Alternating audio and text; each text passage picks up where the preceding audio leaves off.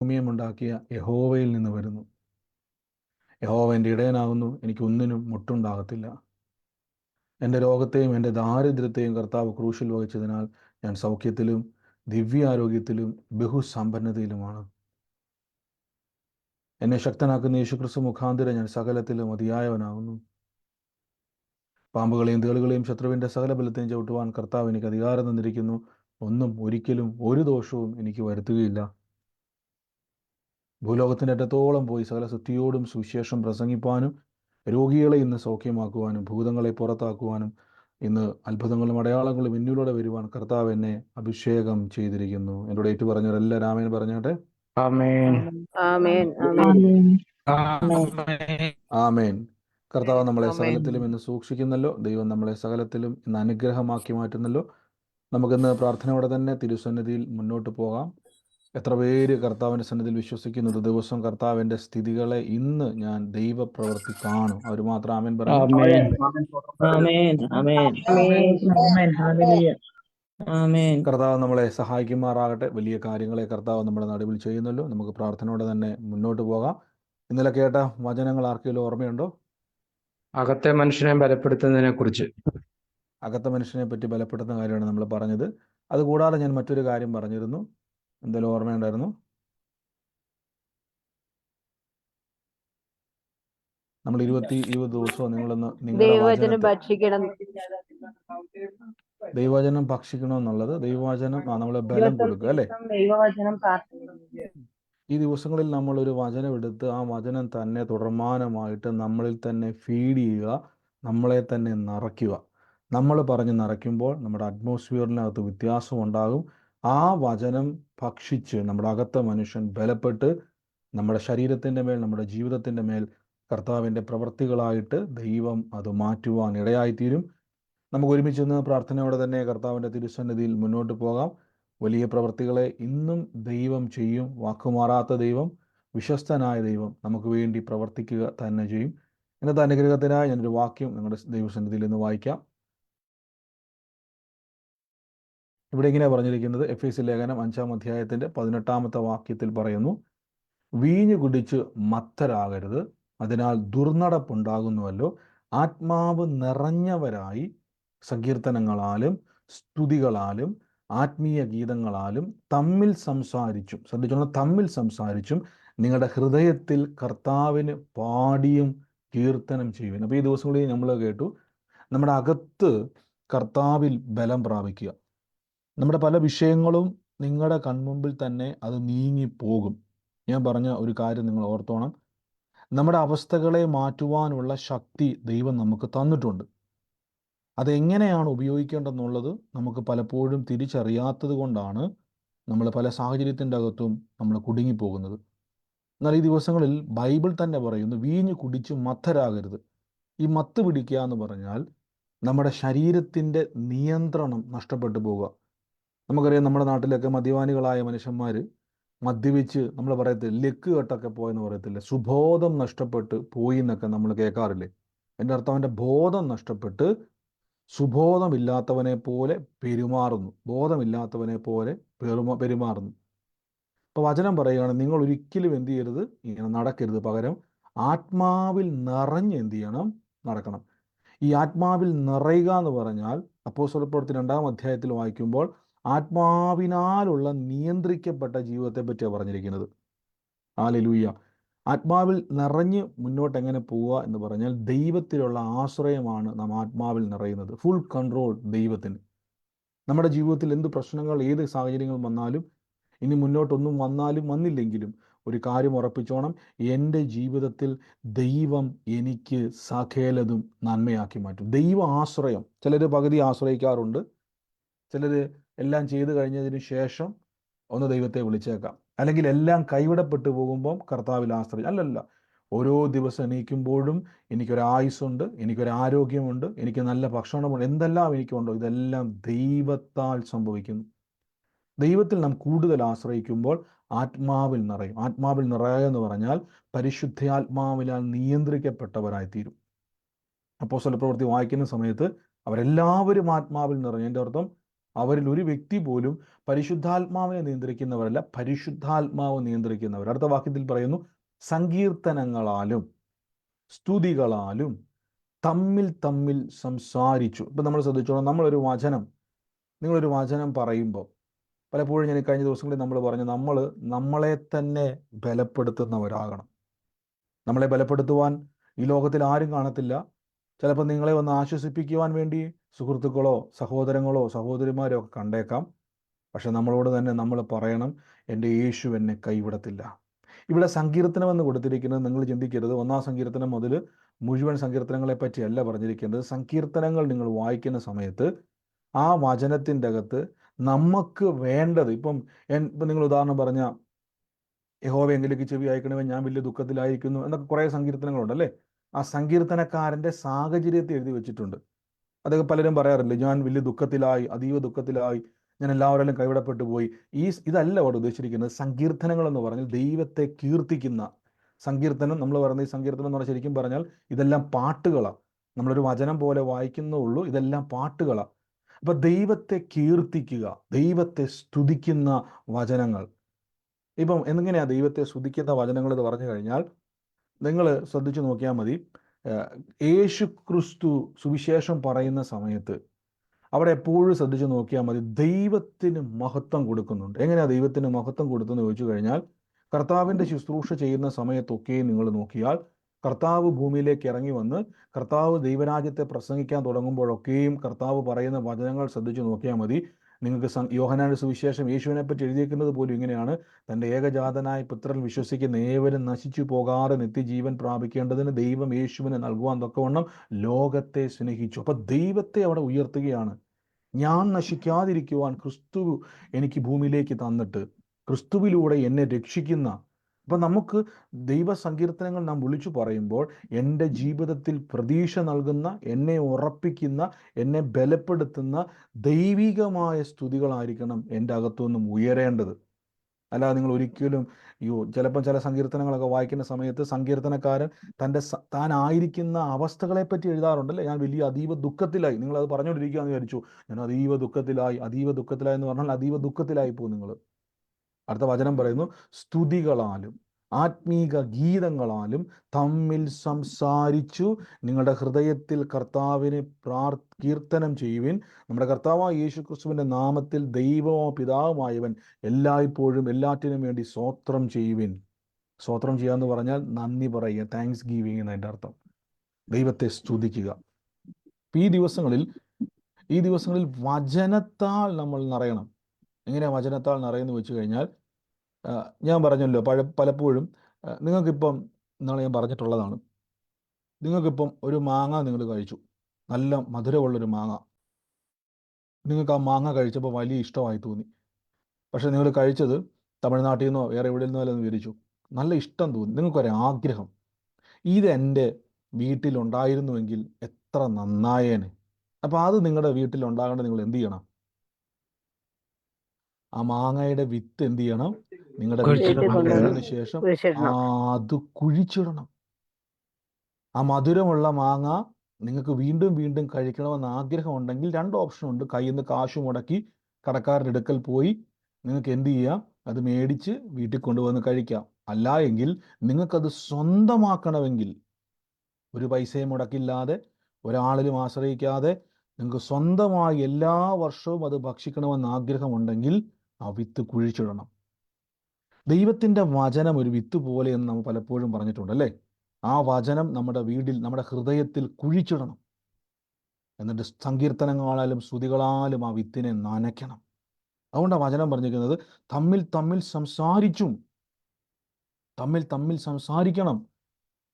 വീടിൻ്റെ അകത്ത് നിന്നുകൊണ്ട് വിളിച്ചു പറയണം, എൻ്റെ കുടുംബം യേശുവിൻ്റെ നാമത്തിൽ അനുഗ്രഹമായി തീരും. ഇത് പറയുന്ന സമയത്ത് കുടുംബത്തിൽ ഒരു സമാധാനമില്ലായിരിക്കാം, പക്ഷെ കയ്യിലൊരു വിത്തിരിപ്പുണ്ട്. മനസ്സിലായോ? നിങ്ങൾ വീട്ടിലോട്ട് ഒരു മാങ്ങയുടെ വിത്തുമായിട്ട് വന്ന് കൈവശം ഒരു കവറിൻ്റെ അകത്ത് ആക്കിക്കൊണ്ടിരുമ്പോൾ നിങ്ങൾ പറയും, മധുരമുള്ള ഒരു മാങ്ങ എനിക്ക് ലഭിച്ചു. അപ്പം നിങ്ങളുടെ കുടുംബത്തിലെ ആരെങ്കിലും വൈഫോ പിള്ളേരോ ചോദിക്കൊന്ന് കാണട്ടെ എന്ന് ചോദിച്ചാൽ, നിങ്ങൾ ആ മാങ്ങയുടെ വിത്ത് എടുത്ത് കാണിച്ചാൽ അവർ പറയും, അയ്യേ ഇതാണോ മധുരമുള്ള മാങ്ങ? അത് കുഴിച്ചിട്ട് വളർന്നു വന്നതിന് ശേഷം അയ്യേന്ന് പറഞ്ഞ ആൾക്കാർ എന്ത് ചെയ്യും? അതിൽ നിന്ന് ഫലം എടുത്ത് ഭക്ഷിക്കും. എന്നാൽ കാലതാമസം വരും അല്ലേ? ഒരു വിത്തിട്ട് അത് വളർന്ന് വലിയ വൃക്ഷമായത് പൂത്ത് കായ്ക്കാൻ സമയമെടുക്കും. എന്നാൽ ദൈവത്തിൻ്റെ വചനം വർഷങ്ങൾ കാത്തിരിക്കേണ്ട. കർത്താവിൻ്റെ വചനം നിങ്ങൾ ഹൃദയത്തിൽ സംഗ്രഹിച്ച് ദൈവത്തെ സ്തുതിച്ചുകൊണ്ടിരിക്കുമ്പോൾ അത് വളരുവാൻ തുടങ്ങും. അതുകൊണ്ടാണ് ഞാൻ പറയുന്നത്, നിങ്ങളുടെ വീട്ടിൽ, നിങ്ങളുടെ ഭവനത്തിൽ നോക്കിയിട്ട് നമ്മളെപ്പോഴും ഒരു കാര്യം ശ്രദ്ധിച്ചു. നിങ്ങൾക്ക് ഞാനൊരു മർമ്മം പറഞ്ഞു തരാം.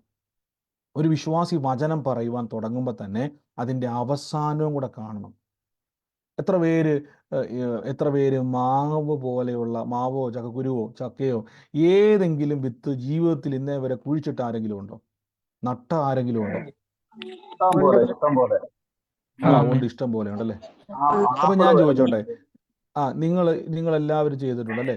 നിങ്ങൾ കുഴിച്ചിടുന്ന സമയത്ത് നിങ്ങളുടെ ഉള്ളിൽ എപ്പോഴേലും നിങ്ങളുടെ ചോദിച്ചിട്ടുണ്ടോ, ഓ ഇത് വളർന്നാ മതിയായിരുന്നു, അങ്ങനെ പറഞ്ഞ് കുഴിച്ചിട്ട് ആരെങ്കിലും ഉണ്ടോ?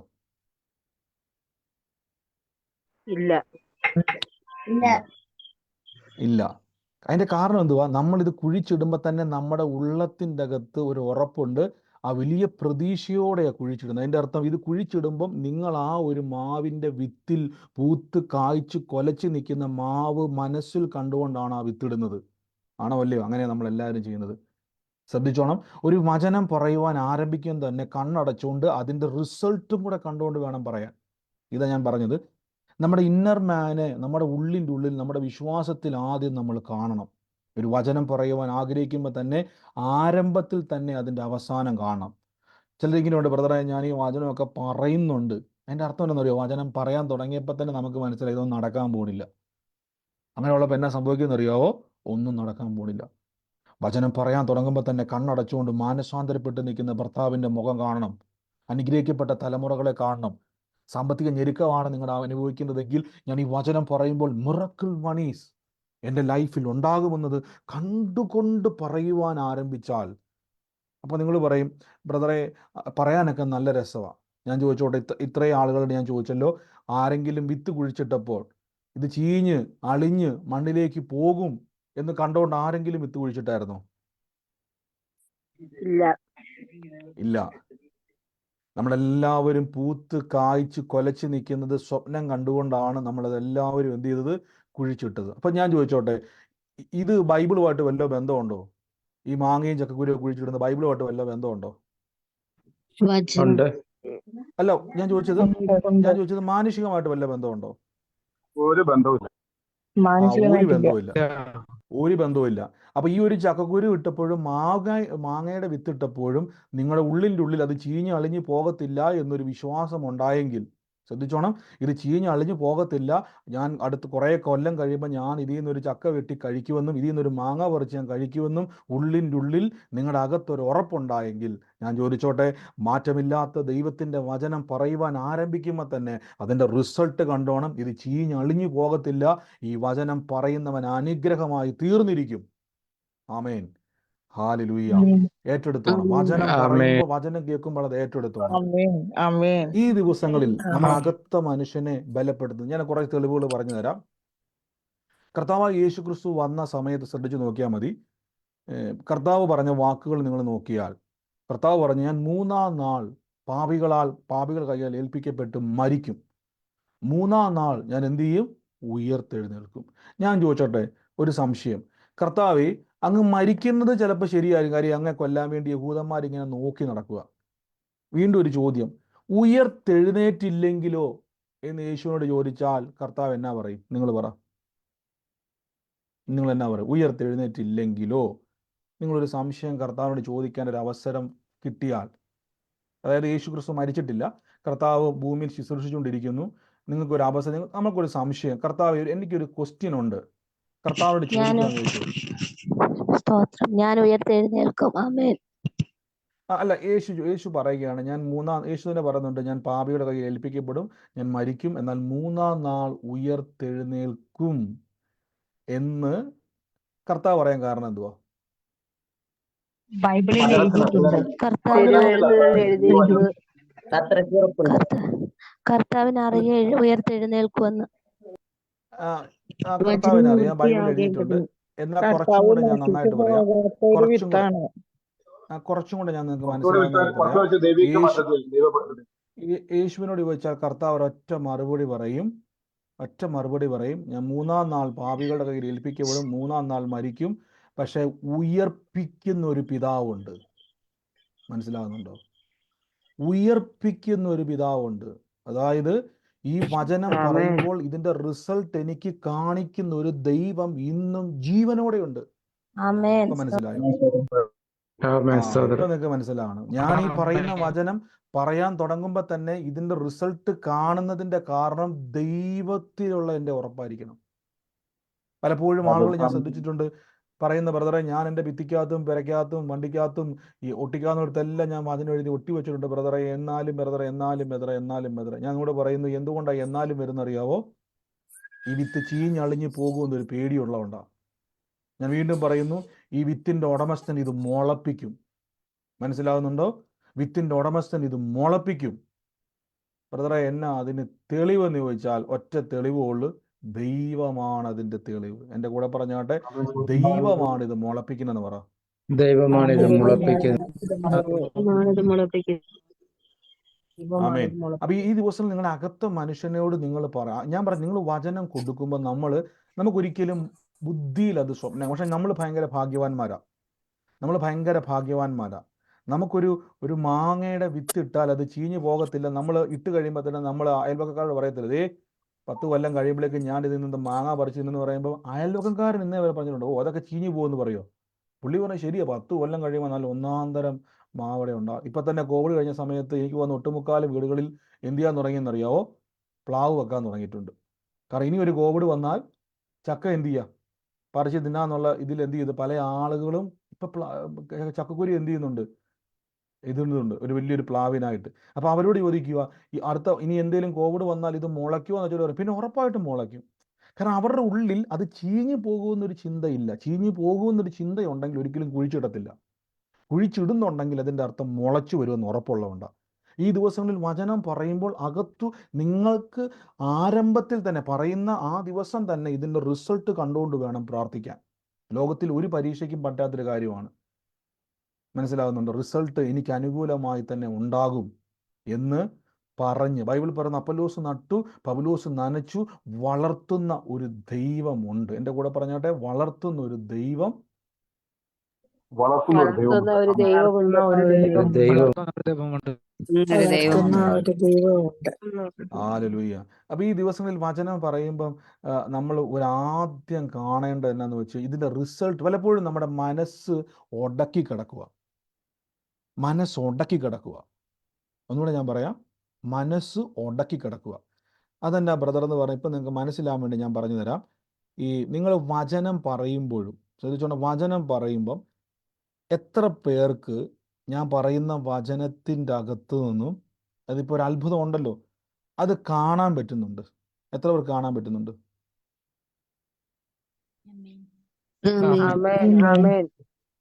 ഞാൻ ചോദിച്ചത് നിങ്ങൾക്ക് ഇപ്പൊ ഉദാഹരണം പറഞ്ഞാൽ ഏതെങ്കിലും ഒരു ഉദാഹരണം ഒന്ന് പറഞ്ഞു, ഏതെങ്കിലും വചനം, നിങ്ങൾ പ്രാർത്ഥിക്കുന്ന ഒരു വചനം, അതിന്റെ റിസൾട്ട് കാണാൻ ആഗ്രഹിക്കുന്ന ഒരു വചനം ഒന്ന് പറഞ്ഞു. സൗഖ്യത്തിന് വേണ്ടി പ്രാർത്ഥിക്കുമ്പോൾ അടിപ്പിണറുകളാൽ പറഞ്ഞു. അടിപ്പിണരുകളാൽ സൗഖ്യം വന്നിരിക്കുന്നു.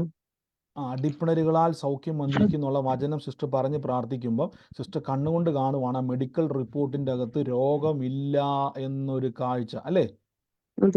രോഗം, ഞാൻ റിപ്പോർട്ട് നോക്കുമ്പം ആ രോഗം അവിടെ ഇല്ല എന്ന് ഞാൻ എന്ത് ചെയ്യും?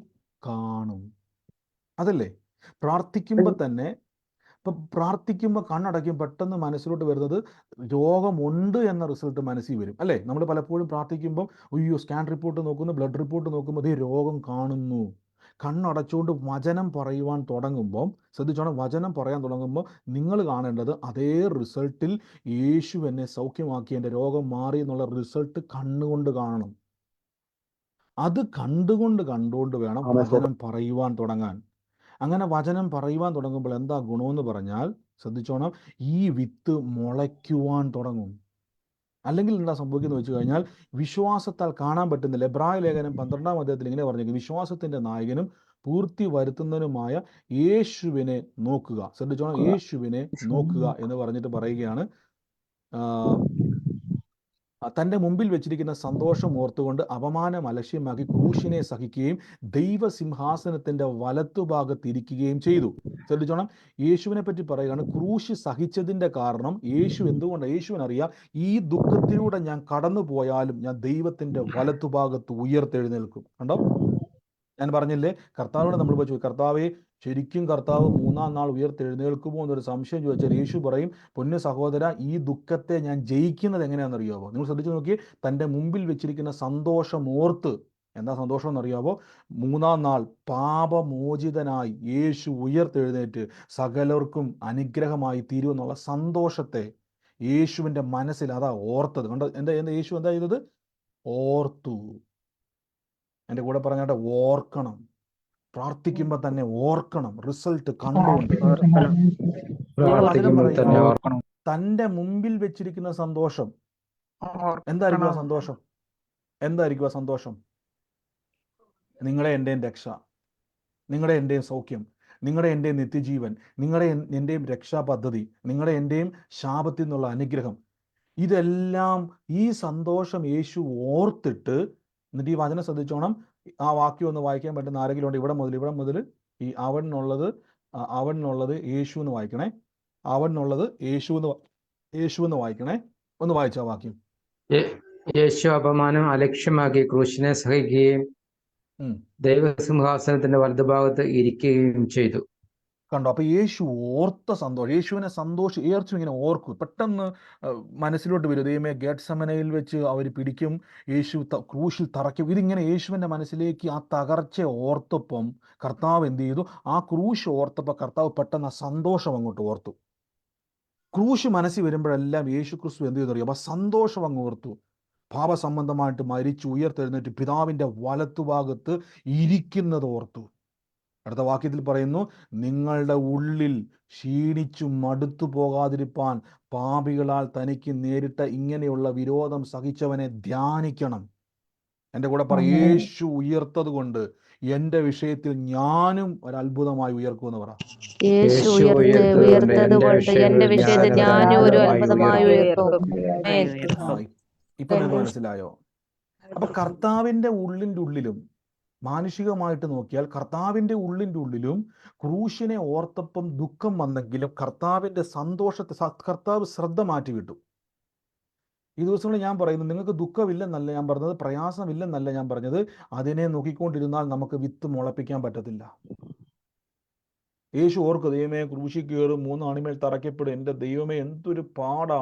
പക്ഷെ കർത്താവ് അതിനെ ഓവർകം ചെയ്ത് എന്നാണെന്നറിയാവോ? ഞാൻ 3-ാം നാൾ ഉയർത്തെഴുന്നേറ്റ് പിതാവിൻ്റെ വലത്തു ഭാഗത്ത് നിൽക്കും, എന്നിൽ വിശ്വസിക്കുന്നവൻ്റെ ഉള്ളിൽ പരിശുദ്ധാത്മാവ് വരും, അവർ രക്ഷ പ്രാപിക്കും. ഈ സന്തോഷം ഓർത്ത് യേശു ക്രൂശിനെ എന്ത് ചെയ്തു? ആ വാക്യം ഒന്ന് വായിച്ച്, 4-ാമത്തെ വാക്യം. ക്രൂശിനെ എന്ത് ചെയ്തു? യേശു ക്രൂശിനെ എന്ത് ചെയ്തു? ക്രൂശിനെ സഹിച്ചു. എന്ത് ചെയ്തു? ഈ ക്രൂശിനെ അലക്ഷ്യമാക്കി, അപമാനം അലക്ഷ്യമാക്കി. ഈ ദിവസങ്ങളിൽ ഞാൻ പറയുന്നു, ഇപ്പോൾ നിങ്ങളുടെ മുമ്പിൽ കാണുന്ന വിഷയങ്ങളെ ഒന്ന് സഹിക്കണം. എങ്ങനെയാ സഹിക്കുന്നത് വെച്ച് കഴിഞ്ഞാൽ അതിനെ മൈൻഡ് ചെയ്യരുത്. വേദനയെ നോക്കിയിട്ട് പറയണം, ഈ വേദനയുള്ള അതേ കൈയും കാലും, ഏത് അവയവം ആയിക്കോട്ടെ, ഇതേ കൈയും കാലും വെച്ചുകൊണ്ട് ഞാൻ സൗഖ്യത്തോടെ കൈയടിച്ച് ദൈവത്തെ സ്തുതിച്ച് ആരാധിക്കുന്നത് കണ്ടുകൊണ്ട് വേണം വചനം പറയാൻ. മാനസാന്തരപ്പെടാത്ത തകർന്നിരിക്കുന്ന കുടുംബജീവിതത്തെ നോക്കിയിട്ട് പറയാം, എൻ്റെ ഭർത്താവും ഞാനും ഒരുമിച്ച് ഞങ്ങൾ ആരാധിക്കുന്നത് അത് കണ്ടുകൊണ്ട് വേണം. ഞാൻ കഴിഞ്ഞ ദിവസം ഒരു ആൻറ്റിയുടെ സാക്ഷ്യം പറഞ്ഞില്ലായിരുന്നു? മദ്യവെച്ച് ലക്ക് കിട്ടി വന്ന് എടുത്തിട്ട് ഇടിക്കുന്ന ആൻറ്റി വിശ്വാസ സ്വപ്നം കണ്ട് എൻ്റെ ഹസ്ബൻഡ് മാനസാന്തരപ്പെട്ട് എൻ്റെ കൂടെ ആരാധനയ്ക്ക് വരും. മനസ്സിലായോ? ഇത് കണ്ടോണ്ട് ആരാധനയ്ക്ക് പോകുന്നു, അല്ലാതെ എല്ലാ ദിവസവും ആരാധനയ്ക്ക് പോയിട്ട് എൻ്റെ ബ്രദറെ എൻ്റെ സഹോദര എൻ്റെ വീട് എൻ്റെ കുടുംബം തകർന്നു അല്ല. സഹോദരി ബലപ്പെട്ട് വചനം കേട്ട് ബലപ്പെട്ട് എൻ്റെ ഭർത്താവുമായിട്ട് ഞാൻ പ്രാർത്ഥനയ്ക്ക് വരും. മനസ്സിലായോ? ഇതകത്തോട്ട് കയറണം. എങ്ങനെ കയറുന്നു ചോദിച്ചു കഴിഞ്ഞാൽ നിങ്ങൾ തീരുമാനിക്കണം, ഈ വിത്ത് ഞാൻ മുളപ്പിക്കും. എൻ്റെ കൂടെ പറഞ്ഞാൽ ഈ വിത്ത് മുളപ്പിക്കും എന്ന് പറ. ഞാൻ എന്ത് ചെയ്യണമെന്ന് വെച്ച് കഴിഞ്ഞാൽ സങ്കീർത്തനം എന്ന് പറഞ്ഞാൽ ദൈവത്തെ കീർത്തിക്കുന്ന വചനങ്ങളാലും സ്തുതികളാലും ആത്മീയ ഗീതങ്ങളാലും തമ്മിൽ സംസാരിച്ച് നിങ്ങളുടെ ഹൃദയത്തിൽ കർത്താവിന് പാടിയും കീർത്തനം ചെയ്തും യേശുക്രിസ്തുവിൻ്റെ നാമത്തിൽ ദൈവവും പിതാവായ എപ്പോഴും എല്ലാറ്റിനും വേണ്ടി സ്തോത്രം ചെയ്യണം. ഇപ്പം നമ്മളിനി സംസാരിക്കാൻ പോകുന്നത്, ഞാൻ ഇട്ടേക്കുന്ന ഈ ചക്കക്കുരു മണ്ണി കിടന്ന് ചീഞ്ഞളിഞ്ഞു പോകുമെന്നല്ല, ഞാൻ ഇട്ടേക്കുന്ന ഈ മാങ്ങയുടെ വിത്ത് ചീഞ്ഞളിഞ്ഞു പോകുമെന്നല്ല, ഇതിൻ്റെ അകത്തുനിന്നൊരു മുള പൊട്ടി വരുന്നത് കണ്ടുകൊണ്ട് വേണം പ്രാർത്ഥിക്കാൻ. മനസ്സിലാവുന്നുണ്ടോ? അപ്പൊ ഈ ദിവസങ്ങളിൽ അപ്പൊ എന്താ ഞാൻ ഈ പറഞ്ഞു വരുന്നത് ചോദിച്ചു കഴിഞ്ഞാൽ, ഇനി മുതൽ രോഗത്താൽ ഭാരപ്പെടുന്ന ആരെങ്കിലും ഉണ്ടെങ്കിൽ, മെഡിക്കൽ റിപ്പോർട്ട് നിങ്ങളുടെ പെരയ്ക്കകത്തുണ്ടെങ്കിൽ, ഞാൻ പറയാം, ഒന്നുകൂടി എളുപ്പമാർഗ്ഗം ഞാൻ പറഞ്ഞു തരാം. കഴിയുമെങ്കിൽ ആ മെഡിക്കൽ റിപ്പോർട്ടിൽ ഇപ്പം നിങ്ങൾക്ക് രോഗം ഉണ്ടെന്നാണെങ്കിൽ മലയാളത്തിലോ ഇംഗ്ലീഷോ എഴുതി വെക്കാം, എൻ്റെ രോഗം മാറി. അല്ലെങ്കിൽ വിശ്വാസ കണ്ണുകൊണ്ട് കണ്ണടച്ചുകൊണ്ട് രോഗം മാറിയ റിസൾട്ട് ഡോക്ടർ തരുന്നു, ഇതൊരു മിറക്കിളാണ് ഡോക്ടർ പറയുന്നതൊക്കെ കണ്ടുകൊണ്ട് വചനം പറയണം. ബ്രദറെ അങ്ങനെ പറഞ്ഞാൽ എന്നാ ബ്രദറെ എനിക്ക് ഗുണമെന്ന് വെച്ചാൽ ആക്റ്റീവ് ആകും, വചനം ആക്റ്റീവ് ആകും. അല്ല എന്നാ ബ്രദറെ കുഴപ്പമെന്ന് വെച്ച് കഴിഞ്ഞാൽ വചനം ആക്റ്റീവ് ആകത്തില്ല, ആ വിത്ത് അവിടെ തന്നെ കിടക്കും, വിത്തിനൊന്നും സംഭവിക്കത്തില്ല. കാര്യം വിത്തിൻ്റെ ഒരു പ്രത്യേകത, ഞാൻ കഴിഞ്ഞ ദിവസം ഒരു ഇത് കണ്ട സമയത്ത് ഈ പിരമിഡിൻ്റെ അകത്ത് കിടക്കുന്ന പലവിധം ധാന്യങ്ങളുടെ വിത്ത്, കാലപ്പഴക്കം ചെന്ന 500-1000 വർഷമൊക്കെ കാലപ്പഴക്കം ചെന്ന വിത്തുകൾ അവർ പുറത്തെടുത്ത് വീണ്ടും അത് കൃഷി ചെയ്ത പരീക്ഷണങ്ങൾ നമ്മൾ യൂട്യൂബിലൊക്കെ കാണാൻ പറ്റും. ബൈബിളിൽ തന്നെ പറയുന്നുണ്ട്, ഗോതമ്പ് മണി നിലത്ത് വീണ് ചാകുന്നില്ല എങ്കിൽ അതുകൊണ്ട് പ്രയോജനമില്ല. നിങ്ങൾക്കറിയാം ഗോതമ്പും അരിയൊക്കെ എന്ത് ചെയ്യാൻ പറ്റും, എത്ര നാൾ വേണമെങ്കിലും ചാക്കിൻ്റെ അകത്ത് കെട്ടി എന്ത് ചെയ്യാൻ പറ്റും, നമ്മുടെ പത്തായത്തിലൊക്കെ, ഇപ്പോൾ അങ്ങനെ വീടുകളൊന്നും ഇല്ലല്ലേ, നമ്മുടെ പെരക്കകത്ത് കെട്ടി വെക്കാൻ പറ്റും. എന്നാൽ ആ വിത്ത് എടുത്തിട്ട് ആ നെല്ലിൻ്റെ അകത്തിരിക്കുന്ന നെല്ലെടുത്തിട്ട് ഏതെങ്കിലും ഉഴുതു മറിച്ചിട്ടിരിക്കുന്ന ഒരു പാടത്തോട്ടൊന്ന് എറിഞ്ഞു നോക്കിക്കുക, എന്നാ സംഭവിക്കും? ഉണ്ടോ? അപ്പൊ നിങ്ങളുടെ ഉള്ളിൽ വചനം ഇരിപ്പുണ്ട്, പക്ഷെ മുളയ്ക്കുന്നില്ല. വെറുതെ എനിക്ക് ഭയങ്കര കാണാപ്പാടം വചനം വരെ, എന്താ മുളയ്ക്കാത്തെന്നറിയാവോ? അതിന് വേണ്ട വിഷൻ അകത്തോട്ട് കയറുന്നില്ല. അതുകൊണ്ടാണ് നിങ്ങൾക്ക് ഒരിക്കലും ബുദ്ധിയിൽ അത് കാണാൻ പറ്റത്തില്ല. ഞാൻ ചോദിച്ചോട്ടെ, മെഡിക്കൽ റിപ്പോർട്ട് രോഗമുണ്ടെന്നുള്ള, ഞാൻ രോഗം എടുത്തെടുത്ത് പറയുന്നത് മറ്റു വിഷയങ്ങളെ നിങ്ങൾ കണക്ട് ചെയ്തോണം. നിങ്ങളായിരിക്കുന്ന കടഭാരമായിക്കോട്ടെ, എന്തുമായിക്കോട്ടെ, നിങ്ങൾക്ക് മിറക്കിൾ ഫിനാൻഷ്യലി സ്ട്രഗിൾ ചെയ്യുന്നതോട് ഞാൻ പറയാം, സാമ്പത്തിക ഞെരുക്കത്തിൽ വന്നിട്ട് പറയുന്നത് കാണണം. ദൈവത്തിന് ബൈബിളിൽ പറഞ്ഞത്, ഒരു മീൻ്റെ വായിക്കകത്ത് നന്മ മറച്ചു വെക്കാമെങ്കിൽ, വല കീറുമാർ നന്മ പത്രോസിലേക്ക് കൊടുക്കാമെങ്കിൽ, ദൂതന്മാരെ അയച്ച് നന്മ കൊടുക്കാൻ ദൈവത്തിന് പറ്റുമെങ്കിൽ, നിങ്ങൾ വിശ്വസിച്ചോണം, ലക്ഷങ്ങളുടെ കോടികളുടെ കടമായിക്കോട്ടെ, ദൈവത്തിന് ഒറ്റ ദിവസം കൊണ്ട് അത് മാറ്റാൻ പറ്റും. ലോകത്തിൽ ജീവിക്കുന്ന മനുഷ്യൻ പറയും ലോട്ടറി അടിച്ചാൽ എല്ലാം തീരും. ചിലർ പറയത്തില്ലേ, ഒറ്റ ലോട്ടറി അടിച്ചാൽ മതി എല്ലാം അങ്ങ് തീരും. അവൻ യേശുവിനെ വിശ്വസിച്ച് പറയുന്ന വല്ലതാണോ? യേശു വിശ്വസിക്കുന്നവനാണോ അവൻ പറയുന്നത്? അല്ല. അവൻ ചിലപ്പം കള്ളു കുടിച്ചിട്ട് പറയുന്നതായിരിക്കും, എൻ്റെ ഒറ്റ ലോട്ടറി അടിച്ചാൽ എൻ്റെ സകല പ്രശ്നവും തീരും. അവന് വരെ വിശ്വാസമുണ്ട്. മനസ്സിലായോ? ലോകത്തിൽ ജീവിക്കുന്ന, മദ്യപാനത്തിൽ ജീവിക്കുന്ന അവൻ പോലും, ഞാൻ ഒത്തിരി പേര് അങ്ങനെ പറഞ്ഞു കേട്ടിട്ടുണ്ട് കേട്ടോ, അതുകൊണ്ടാണ് ഞാൻ പറഞ്ഞത്. മദ്യപിച്ച് ലക്ക് കിട്ടാൻ വരെ പറയുന്നത് കടവുണ്ട്, പക്ഷെ ഒരൊറ്റ ലോട്ടറി അടിച്ചാൽ തീരും. പക്ഷെ വിശ്വാസി പറഞ്ഞതെന്നറിയാവോ, ഞാൻ പ്രാർത്ഥിക്കുന്നുണ്ട് മാറുന്നില്ല. അല്ല, എൻ്റെ ദൈവം എനിക്ക് മാറ്റിത്തരും, കാണണം. ഒരു 10 രൂപയുടെ ലോട്ടറി എടുക്കുന്നവൻ ഇത്രയും വിശ്വാസമുണ്ടെങ്കിൽ, അവൻ പറയുന്നു അവൻ്റെ 10 ലക്ഷം രൂപ, അവൻ്റെ 20 ലക്ഷം രൂപ ഒറ്റ ലോട്ടറി അടിച്ചാൽ തീരുമെന്ന്, ഒരു പേപ്പർ തുണ്ട് കഷ്ണത്തിന് പോലും വിലയില്ലാത്ത ആ ലോട്ടറിയുടെ റിസൾട്ട് വന്നാൽ പിന്നെ അതിന് വെറും വിലയില്ല, വെറും പേപ്പറിൻ്റെ വിലയുള്ള ആ പേപ്പർ അവൻ്റെ പോക്കറ്റിൽ കിടക്കുമ്പം അവൻ പറയുകയാണ്, ഇതൊന്ന് അടിച്ചാലുണ്ടല്ലോ എൻ്റെ സകല വിഷയവും മാറുമെന്ന് അവന് പറയാമെങ്കിൽ, പരിശുദ്ധാത്മാവുള്ള ജീവനുള്ള വചനകത്തുള്ള യേശുവിൽ വിശ്വസിച്ച് നിങ്ങൾ പറയണം, അവനേക്കാൾ ഉറപ്പ് എനിക്കുണ്ട്, എൻ്റെ ദൈവം ഈ വചനത്തെ മുളപ്പിച്ച് എനിക്ക് അത്ഭുതമാക്കി മാറ്റും. ഇത് കാണാൻ പഠിക്കണം, ഇത് കാണാൻ പഠിക്കണം. മനസ്സിലാവുന്നുണ്ടോ? ഈ വിത്ത് മുളയ്ക്കുമെന്ന് ഉറപ്പില്ലാത്തതുകൊണ്ടാണ് പലപ്പോഴും നമ്മുടെ ഉള്ളിൽ നമുക്കൊരു ശരിയാ, നമ്മൾ ചിലപ്പോൾ പറയും ബ്രദർ എൻ്റെ വിഷയം ബ്രദറിന് അറിയാൻ മേലാഞ്ഞിട്ട് അത്രത്തോളം ഞാൻ സ്ട്രഗിൾ അനുഭവിക്കുന്നുണ്ട്. ഒന്ന് കണ്ണടച്ച്, എല്ലാവരും ഒന്ന് കണ്ണടച്ചിട്ട് പ്രശ്നങ്ങൾക്കകത്തിരിക്കുന്നവർ, നിങ്ങളെ ദുഃഖിപ്പിക്കുന്ന വിഷയങ്ങളൊന്ന് മനസ്സിലൊന്ന് കൊണ്ടുവന്നേ. എന്നിട്ട് ദൈവത്തിന് എത്ര നേരം വേണം ആ വിഷയം മാറ്റാൻ? പറ. മനസ്സിൽ ആ വിഷയം കൊണ്ടുവന്നേ, എത്ര നേരം വേണം? ദൈവത്തിന് എത്ര നേരം വേണം? 1 സെക്കൻഡ്, 1 നിമിഷം മതി. ഒറ്റ നിമിഷം മതി. ആ 1 നിമിഷം കണ്ടുകൊണ്ട് വേണം ഇനി മുതൽ പ്രാർത്ഥിക്കാൻ. ഇപ്പൊ ബ്രദറെ ഇത് ഇച്ചിരി ബുദ്ധിമുട്ടാ. അങ്ങനെ വേണം ചെയ്യാൻ. ഒരു വിശ്വാസി വചനം പറയുമ്പോൾ ഇങ്ങനെ വേണം ചെയ്യുവാൻ. അതുകൊണ്ടാണ് കർത്താവായ യേശു ക്രിസ്തു പറഞ്ഞിരിക്കുന്നത്, തൻ്റെ മുമ്പിൽ വെച്ചിരിക്കുന്ന സന്തോഷത്തെ ഓർത്തുകൊണ്ട് അവൻ ക്രൂശിനെ അലക്ഷ്യമാക്കി. മനസ്സിലാകുന്നുണ്ടോ? തൻ്റെ മുമ്പിൽ വെച്ചിരിക്കുന്നതിനെ ഫോക്കസ് ചെയ്തു. എന്താ മുമ്പിൽ വെച്ചിരിക്കുന്നത് അറിയാവോ? 3-ാം നാൾ മരിച്ചു, അടക്കപ്പെട്ടു, പത്രോസ്ലീഹ കൊണ്ടത് വലിയൊരു റീത്ത് വെക്കും, യേശു നല്ലവൻ എന്ന് പറഞ്ഞ് റീത്ത് വെക്കും. നമ്മൾ പറഞ്ഞ ലവും മെമ്മറി എന്നൊക്കെ പറഞ്ഞുകൊണ്ട് ജീവിച്ചിരിക്കുന്ന കാലത്തോളം എത്ര യേശു എത്ര നല്ലവനായിരുന്നു പറഞ്ഞ കുറേ വാചകമല്ല യേശു ഓർത്തത്. യേശു ഓർത്തത് 3-ാം നാൾ ഈ കല്ലറ പൊട്ടിച്ച് ഞാൻ ഉയർത്തെഴുന്നേറ്റ് സകല മനുഷ്യർക്കും ഞാൻ തന്നെ രക്ഷകൻ എന്ന് കാണത്തക്കവണ്ണം എൻ്റെ ദൈവം എന്നെ ഉയർത്തുമെന്നുള്ള സന്തോഷം ഓർത്തുകൊണ്ട് കർത്താവ് ക്രൂശിനെ എന്ത് ചെയ്തു? ലക്ഷ്യമാക്കി കളഞ്ഞു. ഈ ദിവസങ്ങളിൽ പ്രശ്നങ്ങളോട് പറ, ഞാൻ നിന്നെ മൈൻഡ് ചെയ്യുന്നില്ലെന്ന് പറ. എൻ്റെ കൂടെ പറ, ഞാൻ നിന്നെ മൈൻഡ് ചെയ്യുന്നില്ലെന്ന് പറ. ഒറ്റ നിമിഷം മതി എൻ്റെ മൈൻഡ് ചെയ്യുന്നില്ല എൻ്റെ പ്രശ്നം.